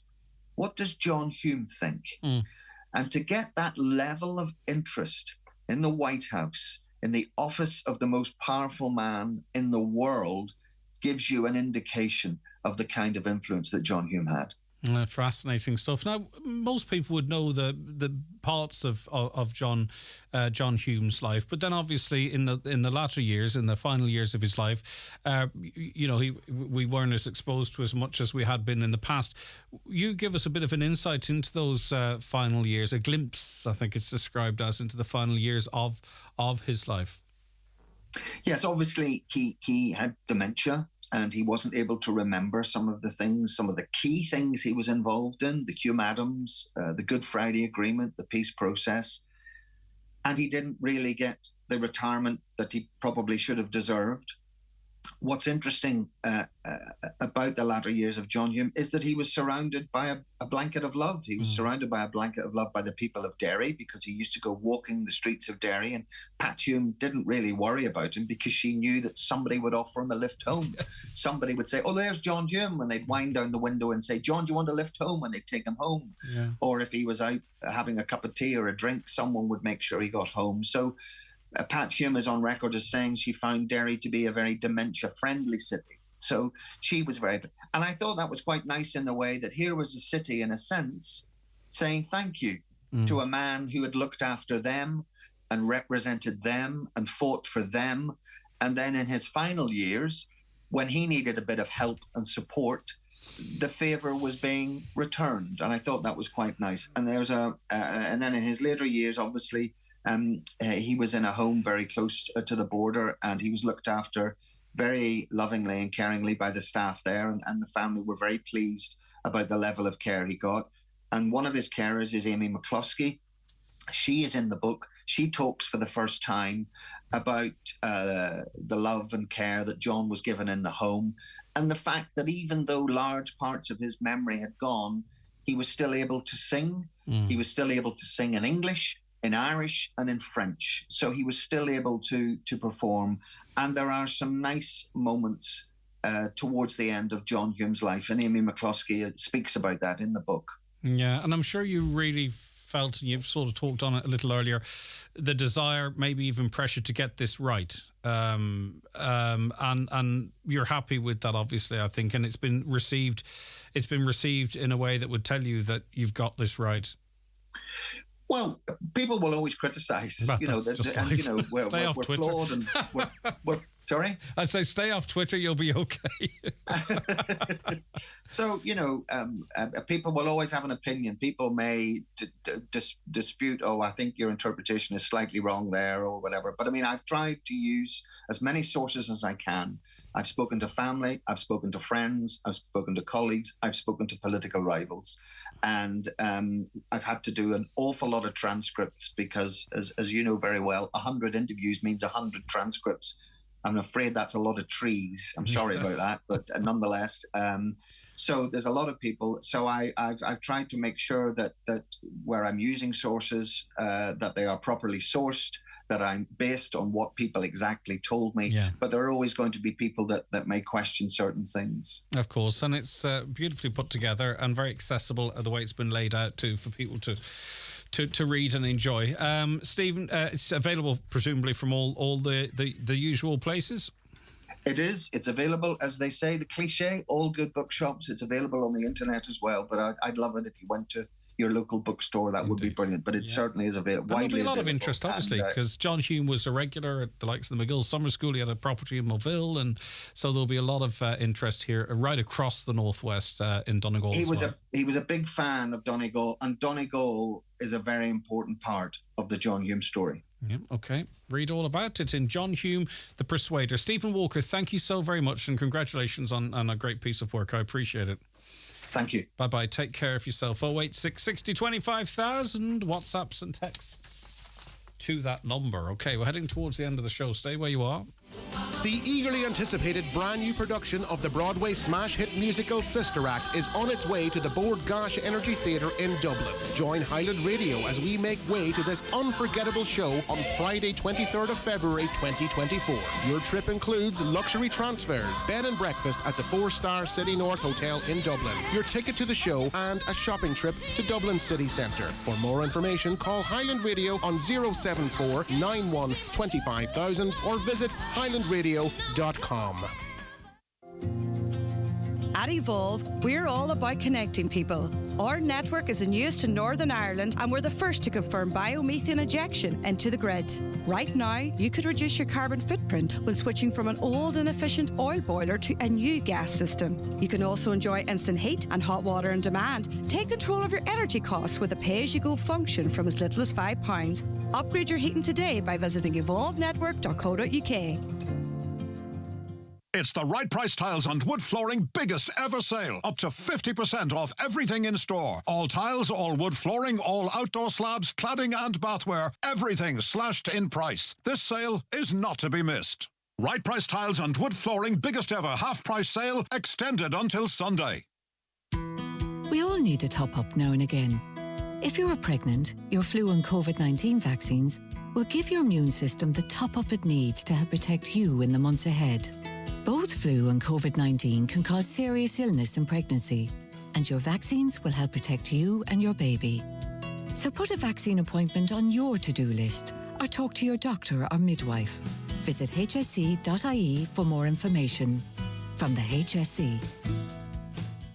This Halloween half-term, there are ghastly goings-on across Northern Ireland with the National Trust. Enjoy an enchanting Hallows Eve at Castle Ward. Sink your fangs into the new food fair at Florence Court's Harvest Festival of Colour. Tiptoe into the world of spooky trails and storytelling at Mount Stewart. And brave Finn's Frightful Fun Fest at the Giant's Causeway. With broomstick risks at Spring Hill and a monster market at Llewellyn Garden. Search National Trust NI. Highland Radio weather updates with Ireland West Airport, where you can now fly daily to London Heathrow with Aer Lingus and connect via Heathrow to over 80 destinations worldwide, including Boston, New York and more. Okie doke. Today, mostly dry with sunny spells and just isolated showers. Cool with highest temperatures today, 10 to 12 degrees in a light to moderate east to south-east wind. Lucia Ramsey is a teacher at ATU. A teacher with Maths Learning Centre and joins us on the programme now. Lucia, good morning. Hi, good morning, Greg. How are you? I am good. Maths week started on Saturday, October 14th, continues until the 22nd of October. It's a celebration of maths. Maths is exciting if you're interested in it, isn't it? Oh, yeah, of course it is. Very exciting and inspiring. And this is maybe the point of Maths Weeks is try to change people's attitude towards mathematics so they get to like it and have more success with it. Also to make it available to all people of all backgrounds, all ages and all abilities. I presume people sort of go, well, I've learnt that at school and I've never used it. It's a waste of time. But presumably with maths, it's not just about maths itself. It helps us learn other things and retain other information, I'm sure. Yeah, it's quite like maybe the language of the universe, but maybe that's a bit much. But it is, it's got a lot of practical uses. It's used in almost everything you come across, every trade that you do. Most professions will also use mathematics, and all the STEM subjects are all underlined by mathematics, you know. So what's coming up over the next week or up until the 22nd, and how can people get involved? Okay, well, what we're doing at the Maths Learning Centre with the ATU is we're holding a series of maths workshops tomorrow, Tuesday the 17th of October. We are presenting a Colin Mulcahy. He is an Irish mathematician, and he will be doing the workshops. He is Professor Emeritus of Spelman College, Atlanta, USA, and he's a recognised expert in recreational maths. So he will bring maths to life in a very fun and exciting way. He's he's an academic columnist, a book author, a blogger, and he has puzzles in the New York Times. But his main interests at the minute are mathemagical card magic, algebra, number theory, and geometry. And he's worked with Maths Week for several years now. Brilliant. So we are delighted that he's coming. And is the space still available, Lucia, or how could people sign up if there are? Unfortunately, with us, the space it's fully booked, and it has been for a while. Yeah, we really need to build the capacity to take on more students, especially national students. You know, we have 4 sessions going. The 2 with the national schools are totally booked up. The secondary school session is totally booked up, and then the only session that has availability, and that's because we just decided to try it on Friday, is we're doing a surprise 1 hour for ATU students from 10:30 to 11:30 in Lecture Theatre 1102, and that's it. But next year, hopefully, that, Lucia? Tomorrow. Okay, tomorrow. Brilliant, fantastic stuff. Mm-hmm. So I mean, it's a huge response. Like almost 9,700 pupils have signed up in Donegal alone. That's just in this county. Yeah, it's a massive. This has been growing. Yeah. It's like the 3rd highest, next to like the Young Scientist of the Year and Ireland's Science Week. This is the next biggest thing. Brilliant. Okay, and the Maths Learning Centre, are you on the web? On the web, if people want to check out what's going on there. Yeah, well, probably you'd be better off getting it through mathsweek.ie. Okay. They have Maths Week news, TV, events, schedules, resources, information, activities, everything. Brilliant. Okay, Lucia, thank you so much for that. Enjoy the rest of the Maths Week. Okay, and thank you for having me. It's our pleasure. Thank you very much indeed. That's Lucia Ramsey there, teacher with Maths Learning Centre. We're towards the end of the programme here, but let's read some of your comments, and we've had hundreds, so every time, as I just literally read the first word of one every time, so if we don't get to all of them today, of course, which we couldn't, we'll carry them over to tomorrow. There are people that the government should be listening to. The government have failed us for years and now it's falling apart. Could we not be looking to use the old St Connell's campus in some capacity? Money is going to be wasted looking about a rail service in Donegal, which will never happen anyway. Millions has already been wasted on the 4-lane project, which in reality is 2 new footpaths, 2 cycle lanes and a couple sets of lights. That's more to it than that, but I take your point. Every time I hear about the healthcare in Donegal, I'm outraged. We're sending buses to Galway. It's just so shocking that this is actually happening. Hi, Greg. Thank you, and sincere thanks to those wonderful consultants. What do we as a people, where in God's name are our politicians in all of this? Do we protest on foot? Dear God, we did it for water a few years back. We need to support the doctors and consultants who are speaking up. Now, what can we do? Well, hold your fire, because the GPs have said that if action is not seen to be taking place, that they will lead protests, and they will be part of protests, and you will be able to vent your frustrations with your feet. I don't think it should be underestimated to have 2 top consultants at Letterkenny University Hospital coming out, and particularly with Mr. Sugru, some of the language he used to describe conditions at the hospital. It doesn't happen very often, and it happened today here in the 9 till noon show. I commend these doctors, consultants for speaking up. It's becoming impossible and incredibly challenging to their morale. Who wants to work in a place where it's becoming impossible to do your work? Patient care is paramount, and we, the people of the Northwest, now need to get behind these doctors and nurses. What's really going on with the crisis at the hospital, asks a caller. We just hear we are the forgotten county, etc. in terms of funding, but this excuse doesn't add up. It's a strategic plan by the government, they ask. The funding's available, but for some reason they just ain't giving it to Donegal Hospital to sort out the mess. It really is unbelievable. The state of healthcare in Letterkenny University Hospital is like a third world country. Well, that's a big thrust of the conversation we've been having. We've been highlighting on numerous occasions today and before the funding gap. And it was interesting from Louise, Dr. Louise there. Sligo is very, very similar to Letterkenny University Hospital, but they get double the money per patient. Why is that? And how can that be acceptable? We'll continue with this topic and more, of course, when we return with the 9 till noon show tomorrow morning from 9 from me, Greg Hughes, and Donna Marie Doherty, researched and produced. Have a lovely Monday. Stay tuned.